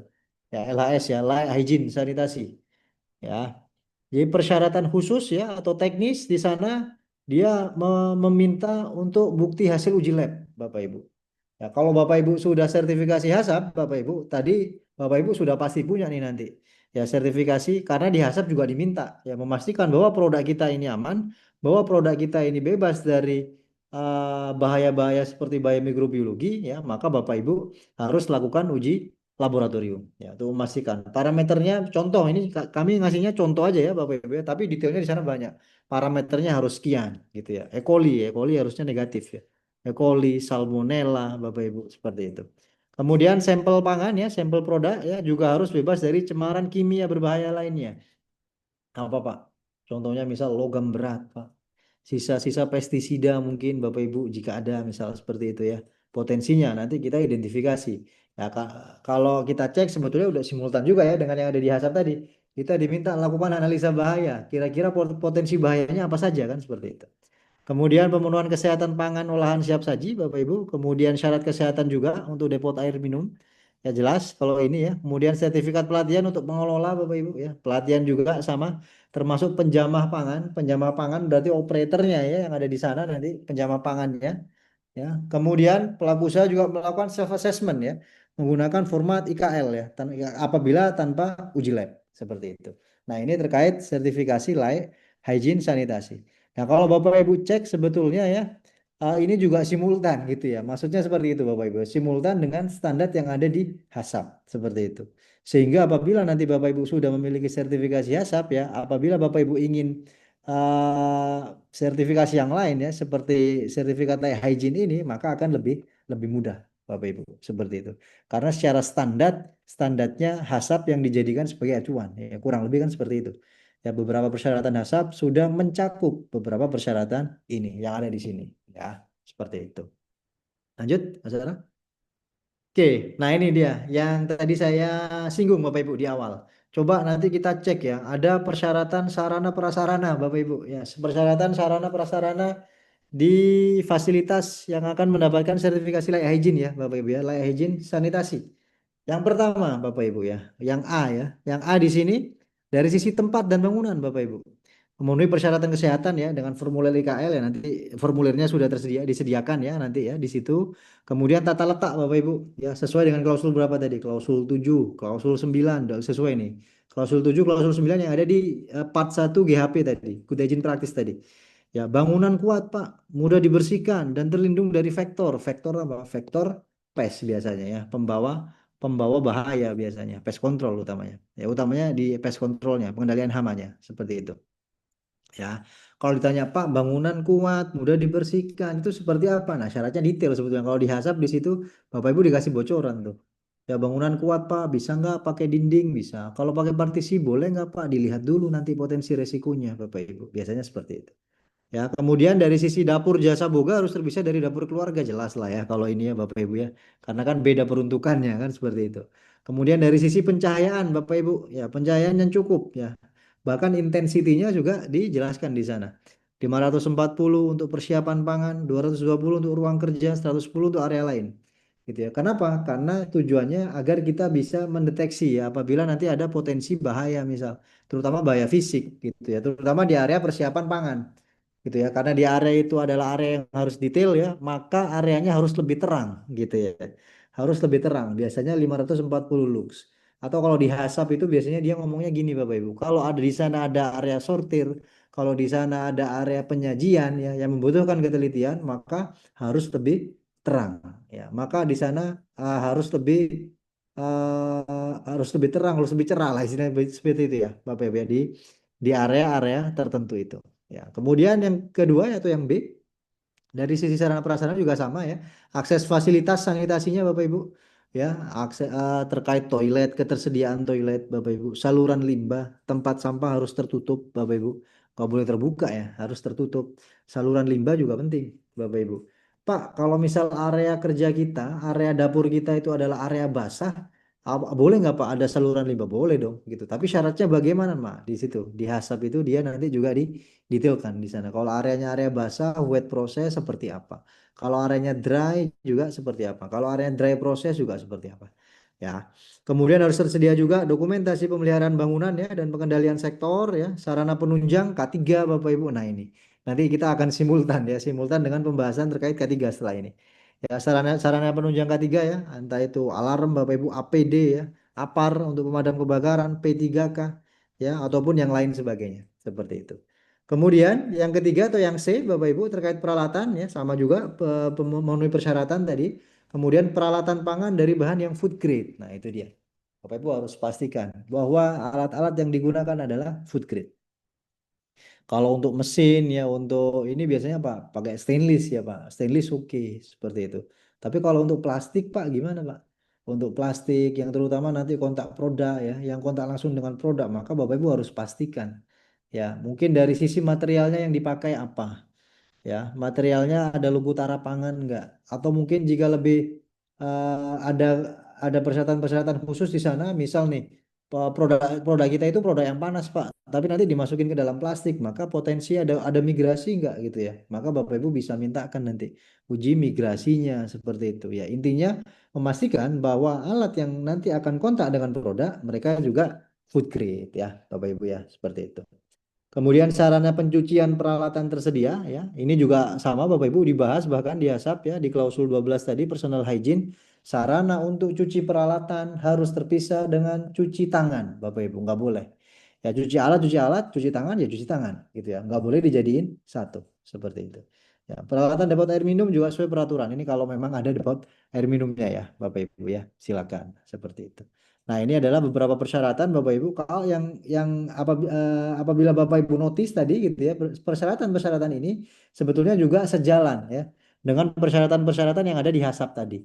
Oleh karena itu, kenapa kok di materi HASAPnya kita breakdown tadi? Karena saya mau nunjukin ini Bapak Ibu, bahwa sebetulnya persyaratan-persyaratan untuk layak hygiene sanitasi gitu ya dan yang lain sebagainya tadi, sebetulnya persyaratan dasarnya adalah persyaratan dari GHP tadi, Good Hygiene Practice Bapak Ibu ya, seperti itu. Lanjut. Oke, kemudian berikutnya adalah simultan tadi Bapak Ibu ya di persyaratan LHS tadi kan ada persyaratan penunjang. Persyaratan penunjang itu tadi yang berkaitan dengan K3. Ya, maka di sini kami juga menyampaikan juga Bapak Ibu ya. Kalau tadi nih dari sisi HASAP, HASAP itu dari sisi produknya, halal juga dari sisi produknya Bapak Ibu ya. Kemudian sorry HASAP dari sisi produk maupun facility. Ya, facility untuk menunjang memastikan produk itu tidak terkontaminasi. Kemudian halal juga sama. Kemudian LHS juga sama barusan. Nah sekarang K3 atau ISO 45000 kita ngambil dari sudut pandang yang berbeda. Kalau tadi dari sisi facility-nya, dari sisi produknya, nah sekarang dari sisi pekerjanya Bapak Ibu. Pekerja yang ada di dapur MBG itu sendiri. Ya, bahwa pekerja yang ada di dapur MBG sendiri ya, ternyata di dalam dapur MBG itu juga punya resiko-resiko yang berkaitan dengan K3 ya, Bapak Ibu ya. Keselamatan maupun kesehatan kerja. Kenapa? Ya, karena di situ adalah produksi yang massal. Ya, ke dapur yang besar ya, distribusi logistik ya. Oleh karena itu perlu sistem manajemen K3 yang terukur. Ya, biasanya Bapak Ibu, sistem manajemen K3 ya di Indonesia itu yang secara regulasi ya adalah SMK3 Bapak Ibu. Ya, Sistem Manajemen Kesehatan dan Keselamatan Kerja. Itu diatur oleh PP nomor 50 tahun 2012 Bapak Ibu. Wajib bagi perusahaan dengan lebih dari 100 pekerja atau mungkin resikonya tinggi seperti itu. Cuma nih misal Pak, kita kalau mau ke SMK 3 kayaknya terlalu jauh Pak. Belum deh misal seperti itu ya. Dapur MBG kami fokusnya ke ini deh Pak. Ke ISO 45000 sendiri Pak. Gimana? Bisa juga Bapak Ibu. Ya karena apa? Karena di ISO 45000 sendiri ya Bapak Ibu nanti di sana akan fokus ya melakukan risk assessment gitu ya. Risk assessment di mana ada potensi-potensi bahaya K3 Bapak Ibu. Contoh, bahaya konsleting listrik, Bapak Ibu. Misal, apabila alat peralatan Bapak Ibu menggunakan listrik. Kalau menggunakan gas, gimana? Potensinya terbakar. Kalau potensi terbakar, maka apa yang harus Bapak Ibu lakukan? Harus sediakan, Pak, aparnya, Pak. Mungkin seperti itu. Ya, aparnya aja berapa, Pak? Ya, ada berapa? Nanti Bapak Ibu nanti bisa identifikasi nih nanti ya di ISO 45001. Ya, karena di sana adalah risk based thinking, Bapak Ibu. Juga menggunakan pendekatan PDCA, Bapak Ibu. Ya, kebetulan juga Bapak Ibu bahwa di Resistem Indonesia juga kita sudah terdaftar sebagai PJK 3 ya Bapak Ibu ya. Perusahaan Jasa Keselamatan dan Kesehatan Kerja ya Bapak Ibu ya. Untuk bidang pembinaan dan konsultasi K3 kita bisa juga. Ya sehingga untuk SMK 3 maupun SO 45001 ya kita bisa Bapak Ibu ya untuk menyediakan jasa untuk mungkin pendampingan, untuk training Bapak Ibu ya, atau bahkan nanti untuk konsultasi ya Bapak Ibu, itu sangat-sangat bisa seperti itu. Ya karena kita akan fokus memastikan jangan sampai ada potensi bahaya K3 bagi pekerjanya Bapak Ibu. Ya, yang berhubungan dengan panas, dengan api, atau mungkin dengan kompresor, dengan peralatan Bapak Ibu misal seperti itu ya. Dan tentunya nanti bagaimana caranya untuk meminimalisir Bapak Ibu gitu ya meminimalisir potensi-potensi bahaya tersebut. Nah, itu yang nanti akan bisa dibahas di ISO 45001 seperti itu. Karena konsepnya di sana juga pendekatan PDCA ya, Bapak Ibu ya, plan, do, check dan action. Ya, seperti itu. Lanjut. Oke, kemudian kenapa Pak kok K3 ini jadi penting gitu ya? Kenapa kok K3 ini jadi penting, Bapak Ibu? Yang pertama adalah menjamin keselamatan tenaga dapur, Bapak Ibu, dan distribusi utamanya di sini, gitu ya. Terutama untuk peralatan-peralatan tadi itu yang kita bahas tuh, ya, dari sisi bahaya kelistrikan, kalau mungkin ada tekanan di sana, ada potensi kebakaran seperti itu, Bapak Ibu ya. Kemudian mengurangi potensi kecelakaan kerja, Bapak Ibu. Ya, biasanya Bapak Ibu, kalau sudah terjadi kecelakaan kerja, terutama di dapur Bapak Ibu, nanti pasti akan berdampak kepada produk yang Bapak Ibu hasilkan. Seperti itu. Ya, misal nih Bapak Ibu mungkin terpleset ya. Terpleset karena areanya adalah area yang wet, area basah. Tapi Bapak Ibu tidak menggunakan sepatu yang sesuai, misal seperti itu ya. Sepatunya ternyata bukan pakai sepatu boot Pak di area basah Pak, tapi pakai sepatu cat misal seperti itu ya. Ya, sepatu yang dimana dia licin seperti itu. Maka pada saat proses lagi dia lagi bawa makanannya misal gitu ya, bawa bahan baku gitu ya, misal terpeleset jatuh akhirnya produk juga terdampak seperti itu. Karena tujuan akhirnya nanti adalah apabila proses pekerjaan kita itu proses pekerjaan yang aman ya, maka akan juga menghasilkan produk yang aman. Harapannya kan seperti itu ya, Bapak Ibu ya. Luka terbakar, Bapak Ibu tersayat mungkin gitu ya pada saat di proses preparation biasanya ini, terutama di sana. Ya, pasti sering ada aja pasti gitu ya. Ada aja biasanya. Oleh karena itu kita harus siapin ya, risk assessment-nya gimana untuk mengurangi potensi terjadinya seperti itu. Ya, kemudian juga bisa dari sisi ISO 45000 maupun SM43 ya, karena nanti kita bisa mengendalikan resiko paparan biologis dan kimia. Ini juga simultan dengan yang ada di food safety tadi, Bapak Ibu. Kita pastikan ya bahwa area kerja kita ini ternyata bebas dari patogen, Bapak Ibu. Ya, kita lakukan pengujian cawan papar misal gitu ya, atau swab test mungkin seperti itu bisa juga digunakan. Ya, kemudian yang terakhir tentunya juga ya meningkatkan kepercayaan dari stakeholder sendiri ya, Bapak Ibu seperti itu. Ya, kebetulan ini di bulan Maret ini Bapak Ibu ya, di tanggal 18 dan tanggal 30 Maret 2026 di Race System ya akan running training ya terkait ISO 45000 dan training terkait SMK 3 Bapak Ibu ya. Silakan Bapak Ibu, nanti di sana akan dijelaskan lebih dalam per klausul ya dan lebih detail ya, contoh-contohnya juga nanti seperti itu. Oke, lanjut Mbak Sarah. Oke, contoh potensi bahaya Bapak Ibu ya dari sisi lingkungan fisik ya, desain tempat kerja. Contoh yang pertama sederhana sekali ya, permukaan kerja yang tidak rata atau licin Bapak Ibu. Oleh karena itu dari awal tadi, pada saat proses pembangunan Bapak Ibu, layouting disesuaikan dengan prinsip di hygiene-nya tadi. Gitu ya. Jadi kita pastikan bahwa permukaan bahwa lantai yang digunakan juga sesuai gitu ya dan tidak licin misal seperti itu. Nah, kemudian dari sisi mekanikal Bapak Ibu ya, tuh terkena benda tajam ya, arus listrik Bapak Ibu. Dari sisi chemical Bapak Ibu, bahan beracun, kerusakan pada pipa misal ya, pipa gas nanti gitu ya. Misal gasnya bocor Bapak Ibu gitu ya. Ternyata eh, nggak pas ya regulatornya misal seperti itu. Ada aja ya biasanya kan seperti itu tuh. Ya nanti karena kita nggak bisa karena kita nggak bisa tangani sehingga apa? Sehingga nanti dampaknya ke produk juga nanti seperti itu. Kemudian dari sisi mikrobiologi Bapak Ibu dan manusia, paparan terhadap zat-zat yang berpotensi ya menular ya. Kenapa? Karena kurangnya APD misal. Misal nih Bapak Ibu nggak pakai APD ya di dapur MBG ya, tapi dalam kondisi sakit kita kerja ya potensinya Bapak Ibu. Gitu ya. Kemudian bisa juga kita identifikasi nanti penyakit-penyakit yang bisa menular lewat makanan nanti seperti itu. Ya persyaratannya apa aja sih sebagai penjama makanan nih? Nah itu tadi. Nah itu pentingnya kenapa pentingnya tadi terkait persyaratan food safety dilengkapi dengan persyaratan yang ada di K3 seperti itu. Kemudian struktur organisasi dan prosedur Bapak Ibu ya peralatan pertolongan pertama tidak memadai. Ya, misal nih ternyata saat terjadi satu insiden Bapak Ibu ternyata kita nggak punya tuh P3K-nya Bapak Ibu. Maka kita kebingungan nanti. Ya, di K3, di SMK 3 maupun di SM 45000 ya, dia meminta kita untuk memastikan untuk sudah bisa mengidentifikasi potensi bahayanya apa. Maka kita sediakan nanti ya P3K-nya seperti itu. Kemudian dari sisi lingkungan dan psikososial ya maupun desain kerja ya, peran kerja karyawan yang tidak jelas misal. Maka harus kita tentukan dulu job desk itu harus benar-benar tersedia Bapak Ibu ya. Job desk-nya harus jelas.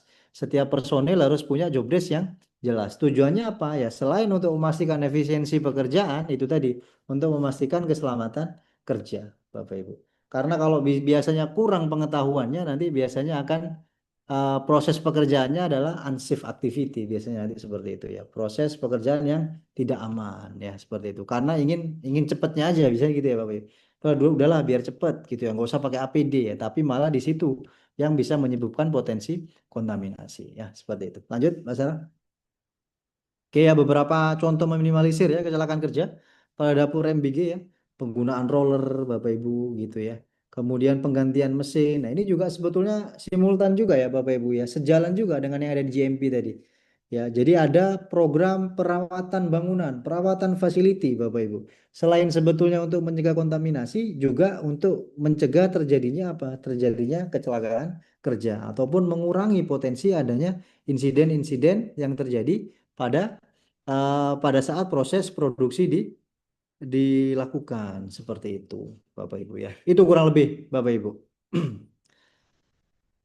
Oke, kemudian ini Bapak Ibu untuk next webinar gitu ya. Ini sudah kita spill dulu Bapak Ibu ya. Nanti coming soon Bapak Ibu dari Ray System. Nanti di tanggal ini di bulan Maret juga ya nanti ya. Di tanggal 10 Maret Bapak Ibu. Ya, untuk FSSC 22.000 nanti FSSC akan ada update versi Bapak Ibu, update versi yang ketujuh, di mana versi saat ini masih versi 6 Bapak Ibu. Nanti kita akan spill dulu Bapak Ibu di sana gitu ya. Kita akan melakukan webinar ya di tanggal 10 Maret Bapak Ibu terkait FSSC versi 7 Bapak Ibu. Oh sorry, 10 Maret JMP Plus dulu ya. 10 Maret JMP Plus Bapak Ibu. 10 Maret JMP Plus. Kemudian berikutnya di 16 Maret ya, 16 Maret FSSC ya, nanti akan kita bahas Bapak Ibu. Ya, memang saat ini versinya masih versi 6 Bapak Ibu, tapi di versi 7 nanti kita akan bahas apa saja nanti potensi yang akan update seperti itu ya. Update-nya itu apa saja sih di FSSC versi 7 ini nanti akan kita bahas di webinar tanggal 16 Maret ya Bapak Ibu ya. 16 Maret 2026 terkait FSSC versi 7. Kemudian di tanggal 10 Maret, Bapak Ibu, nanti akan ada webinar mengenai JMP Plus, Bapak Ibu ya. JMP Plus, ya. JMP Plus Fit ya, Bapak Ibu ya. Fit Safety, ya, Fit Safety. Jadi nanti di sana kita akan bahas, Bapak Ibu, efektifnya mulai tanggal 2 Maret 2026 akan kita bahas apa saja yang berubah di sana. Kemudian terutama perubahan terkait dengan skemanya ya Bapak Ibu ya. Apakah ada perubahan klausul di sana Bapak Ibu terkait penambahan produk juga dalam daftar terlarang ya sesuai dengan TS 1.4 forbidden nanti ya, material-material yang forbidden nanti di sana. Kemudian termasuk persyaratan audit terbaru Bapak Ibu nanti di sana ya terkait FRA-nya karena GMP Plus sendiri kan ada dua ya Bapak Ibu, ada GMP Plus FSA dan ada GMP Plus FRA, di mana yang FSA adalah Fit Safety Assurance, yang FRA adalah Fit Responsibility ya Assurance seperti itu. Kemudian yang kelima adalah terkait persyaratan-persyaratan sertifikasi yang berubah. Nah, apa saja nanti nih, terutama di harmonisasinya nanti ya seperti itu. Dan GMP Plus ini nanti transisinya adalah 1 tahun Bapak Ibu ya. Jadi mulai 2 Maret sampai 2026 sampai nanti 2027. Jadi nanti Bapak Ibu silakan ya join webinar ini untuk memastikan untuk Bapak Ibu paling tidak bisa tahu lebih dulu nih ya, bisa mengetahui kira-kira apa saja nih yang harus kami ubah, yang harus kita siapkan ya untuk menghadapi audit-audit sebelum audit-audit yang akan datang dengan versi-versi yang terbaru ya seperti itu.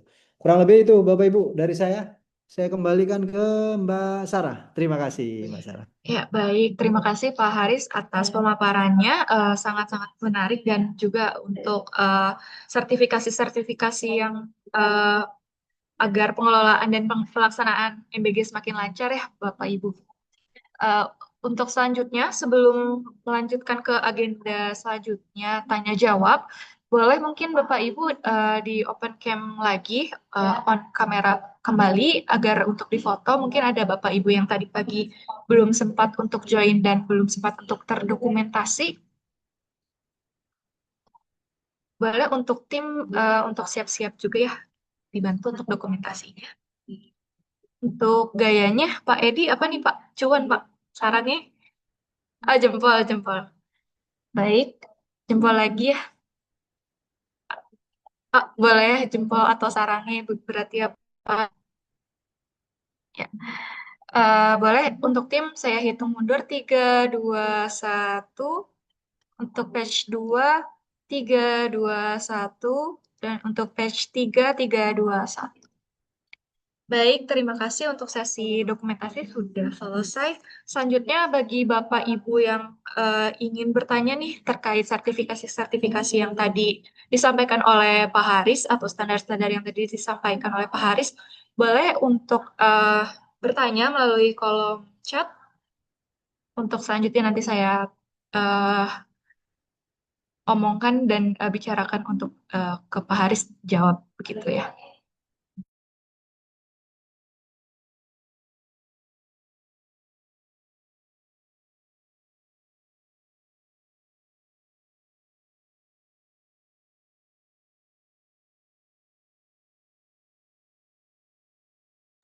Mungkin sebelum sambil menunggu pertanyaan dari Bapak Ibu, saya izin menyampaikan juga ada jasa-jasa dari Pay.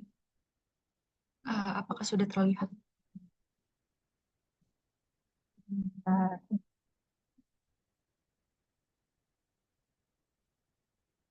Ya, ada jasa-jasa dari Ray.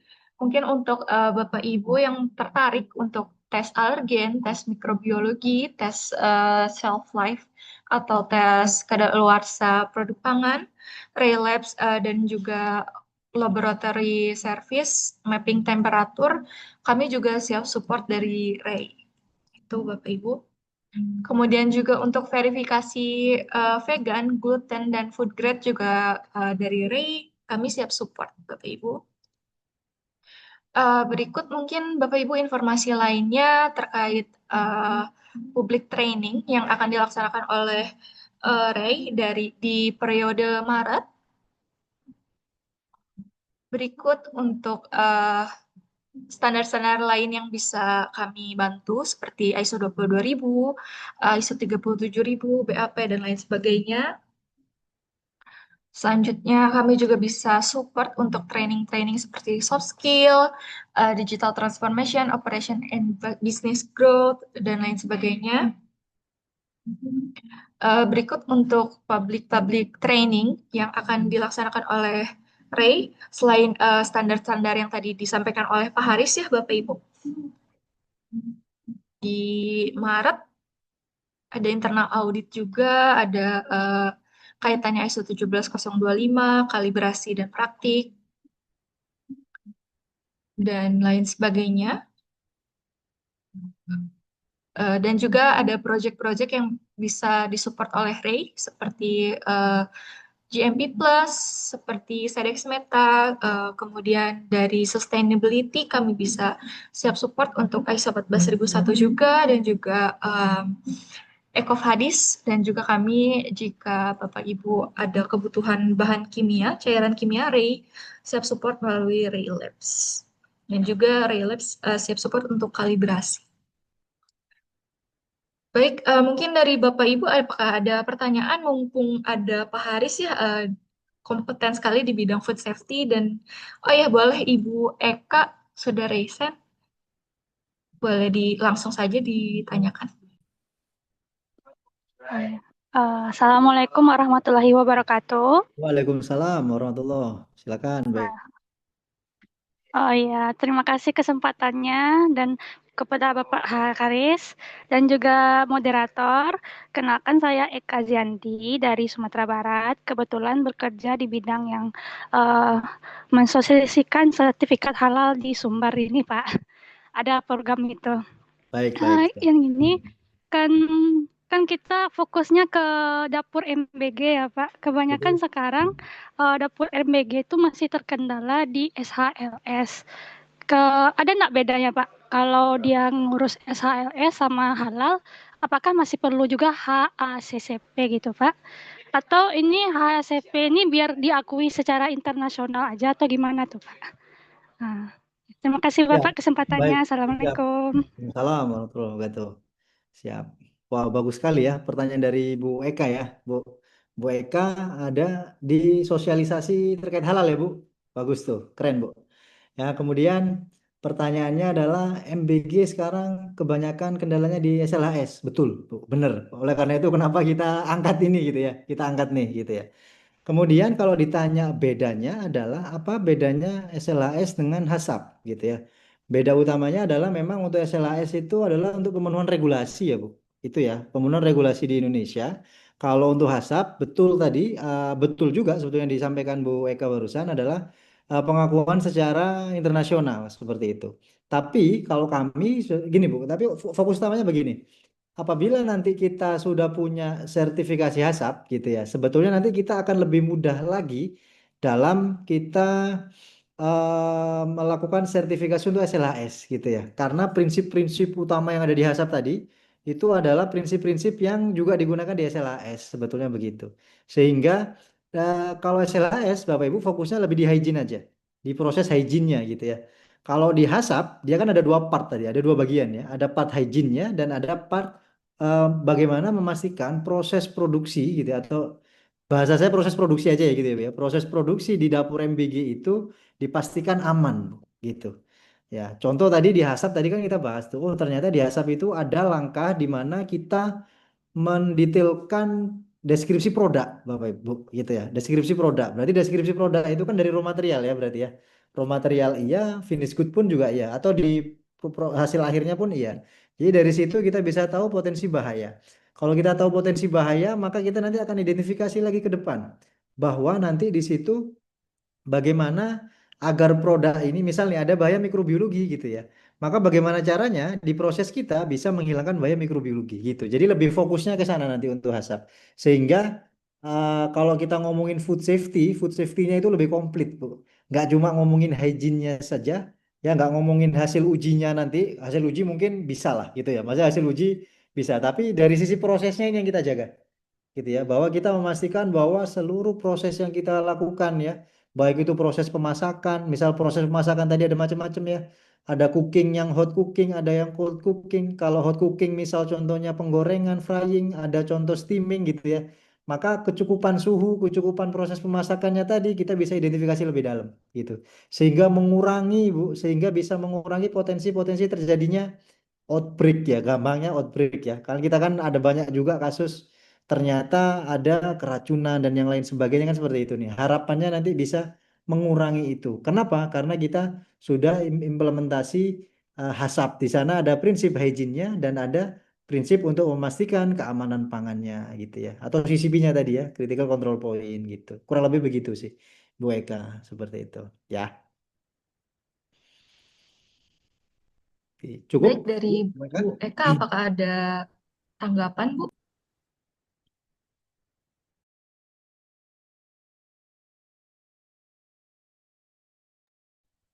Kasih Pak. Baik, Bu. Baik, sama-sama, Bu. Baik. Cukup Pak, lumayan Sama-sama. mengerti. Siap, siap, Ya, siap, Bu. terima kasih Oke. Pak. Siap, sama-sama.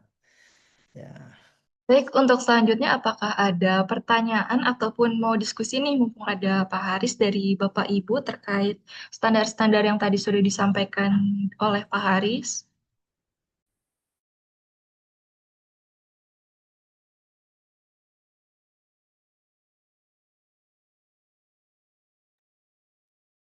Atau mungkin Pak Haris yang bertanya ya Pak, jika tidak ada yang bertanya Berarti gitu. gantian saya yang nanya gitu ya, Pak, Mbak, gitu ya.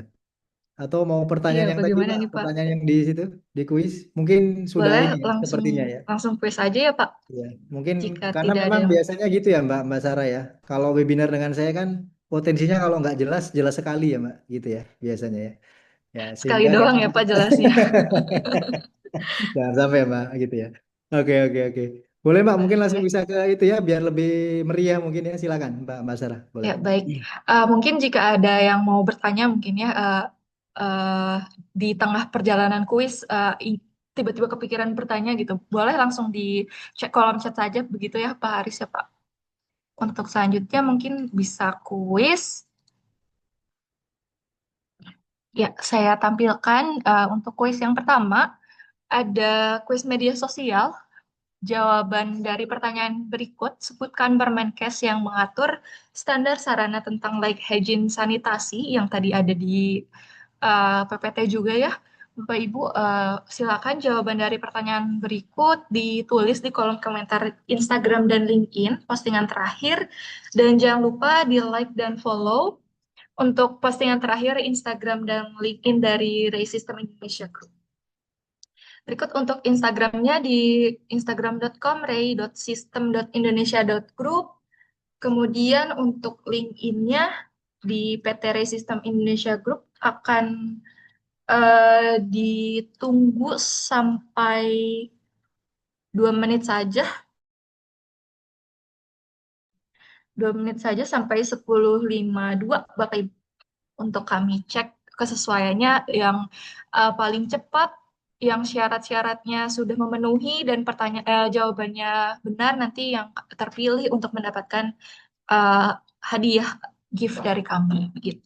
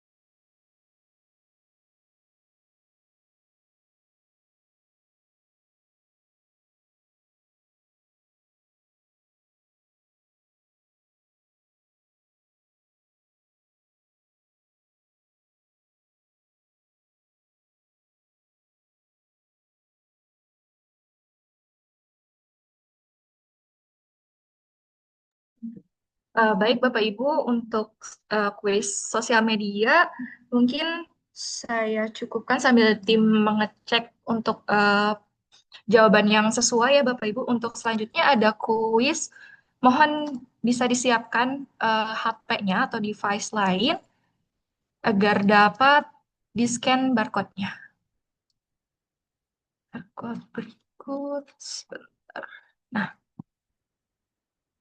ya, pastikan untuk nanti ketika sudah join ke websitenya agar dapat merename sesuai nama dan instansi ya Bapak Ibu, agar nanti proses verifikasi pemenang dapat berlangsung secara lancar gitu. Mendapat di rename sesuai nama asli dan instansi mungkin ya Bapak Ibu.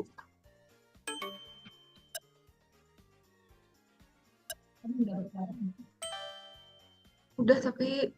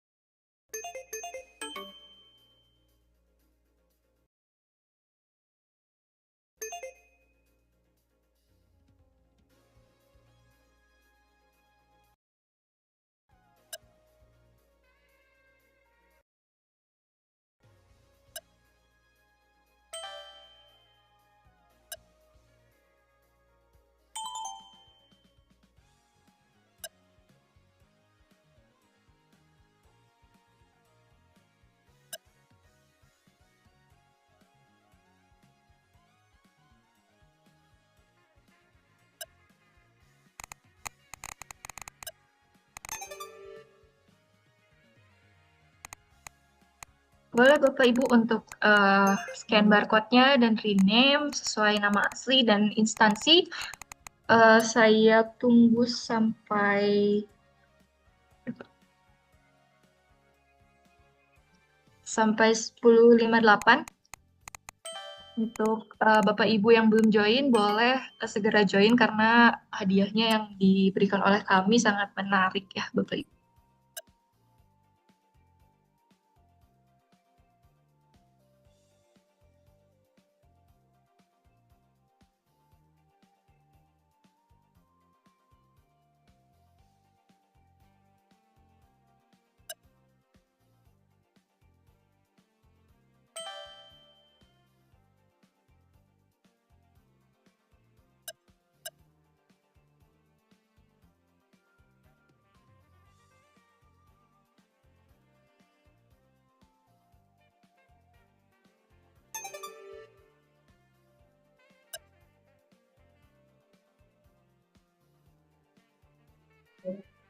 Kemudian Bapak Ibu izin saya menyampaikan untuk materi yang tadi dipaparkan oleh Pak Haris akan dikirim eh, PDF-nya di kolom chat Zoom sehabis kuis dan lain-lain penutupan.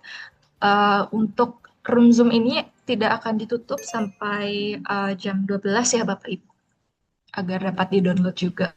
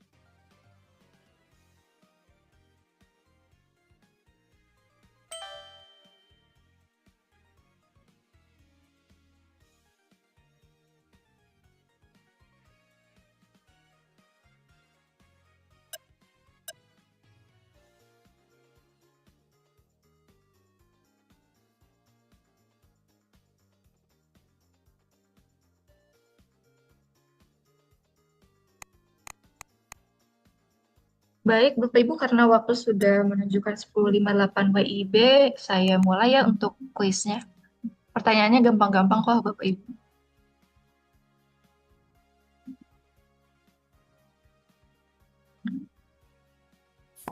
Yang pertama, apa tujuan utama penerapan standar keamanan pangan di dapur MBG?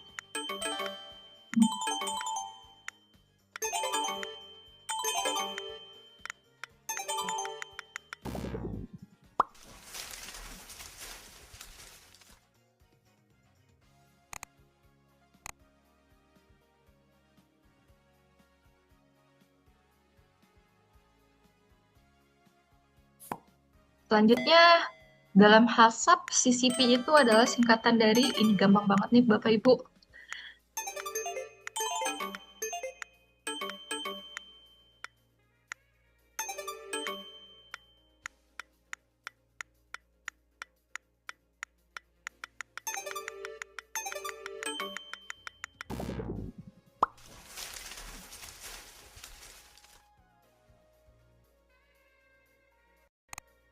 Ya, baik. Untuk sementara yang pertama oleh Ibu Jusi, kedua Ibu Dwi, ketiga.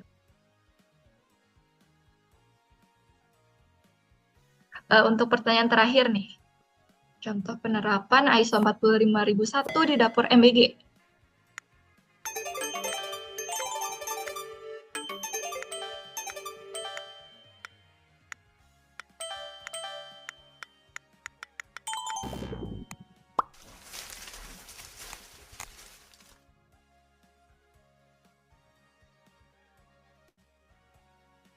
Baik, untuk pemenang dari quiz.com ini, yang ketiga dari Fluffy Snail. belum di rename ya Bapak Ibu. Kemudian yang selanjutnya yang kedua Ibu Kurnia Indah, dan yang pertama ada Ibu Dusi. Boleh untuk Bapak Ibu mungkin yang ketiga karena belum rename, saya alihkan menjadi pemenang keempat ya Ibu Feby Putri. Boleh kepada Bapak Ibu yang namanya tadi disebut oleh saya, boleh untuk mengontak tim admin yang kontaknya akan dikirimkan melalui room chat Zoom. Baik, terima kasih. Untuk selanjutnya saya izinkan umumkan pemenang dari kuis sosmed. Bentar ya Bapak Ibu. Baik, Ibu Jusi boleh menghubungi ke nomor yang sudah dikirim di chat Zoom ya.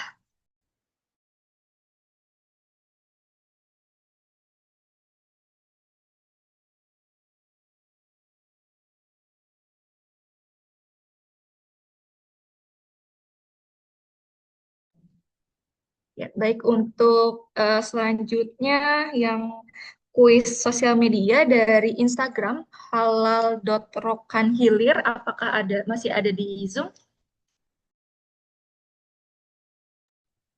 Izin Bu, ada.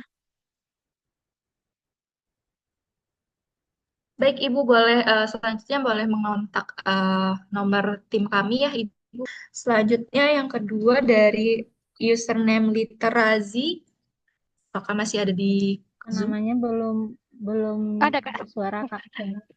Alhamdulillah. Ya, boleh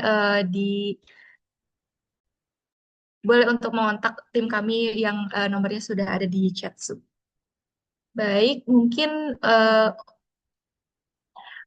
untuk selanjutnya saya sampaikan untuk webinar yang tadi coming soon dari Ray terkait GMP Plus dan FSSC. Saya tampilkan kembali. Berikut untuk yang GMP Plus ada di 10 Maret 2026 bersama Pak Edi, Pak Bayu, dan Mbak Nadifa tentang update GMP Plus FSA R1 versi 2 Maret, baru update kemarin. Kemudian selanjutnya yang 16 Maret akan ada free webinar juga terkait update tentang FSSC, standar FSSC 22.000 versi 7 yang baru yang akan update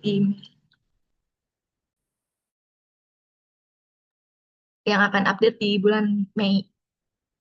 Berikut Bapak Ibu jika berminat untuk free webinarnya karena materi yang disampaikan juga sangat menarik, bisa mendaftarkan diri melalui link barcode yang tersedia di layar. Gitu.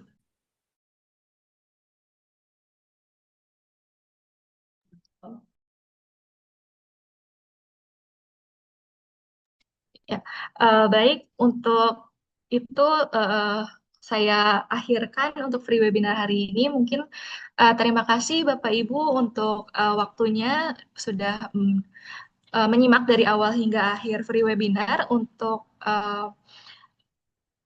materinya akan dikirimkan oleh tim melalui chat Zoom. Dan Zoom ini akan dibuka sampai jam 12 ya Bapak Ibu agar Bapak Ibu dapat mendownload materinya. Terima kasih sekali lagi saya sampaikan. Mohon maaf jika ada kekurangan dan kesalahan. Assalamualaikum warahmatullahi wabarakatuh. Waalaikumsalam. Terima kasih Bapak Ibu. Selamat siang. Waalaikumsalam. Terima Makasih kasih Pak Aris, semuanya. makasih Pak Edi. Sama-sama, Bu. Terima kasih semua Bapak Bu, Ibu. makasih Bapak Ibu. Selamat puasa, bagi puasa sehat selalu, sukses selalu ya. Amin. Assalamualaikum. Waalaikumsalam, Pak. Terima kasih.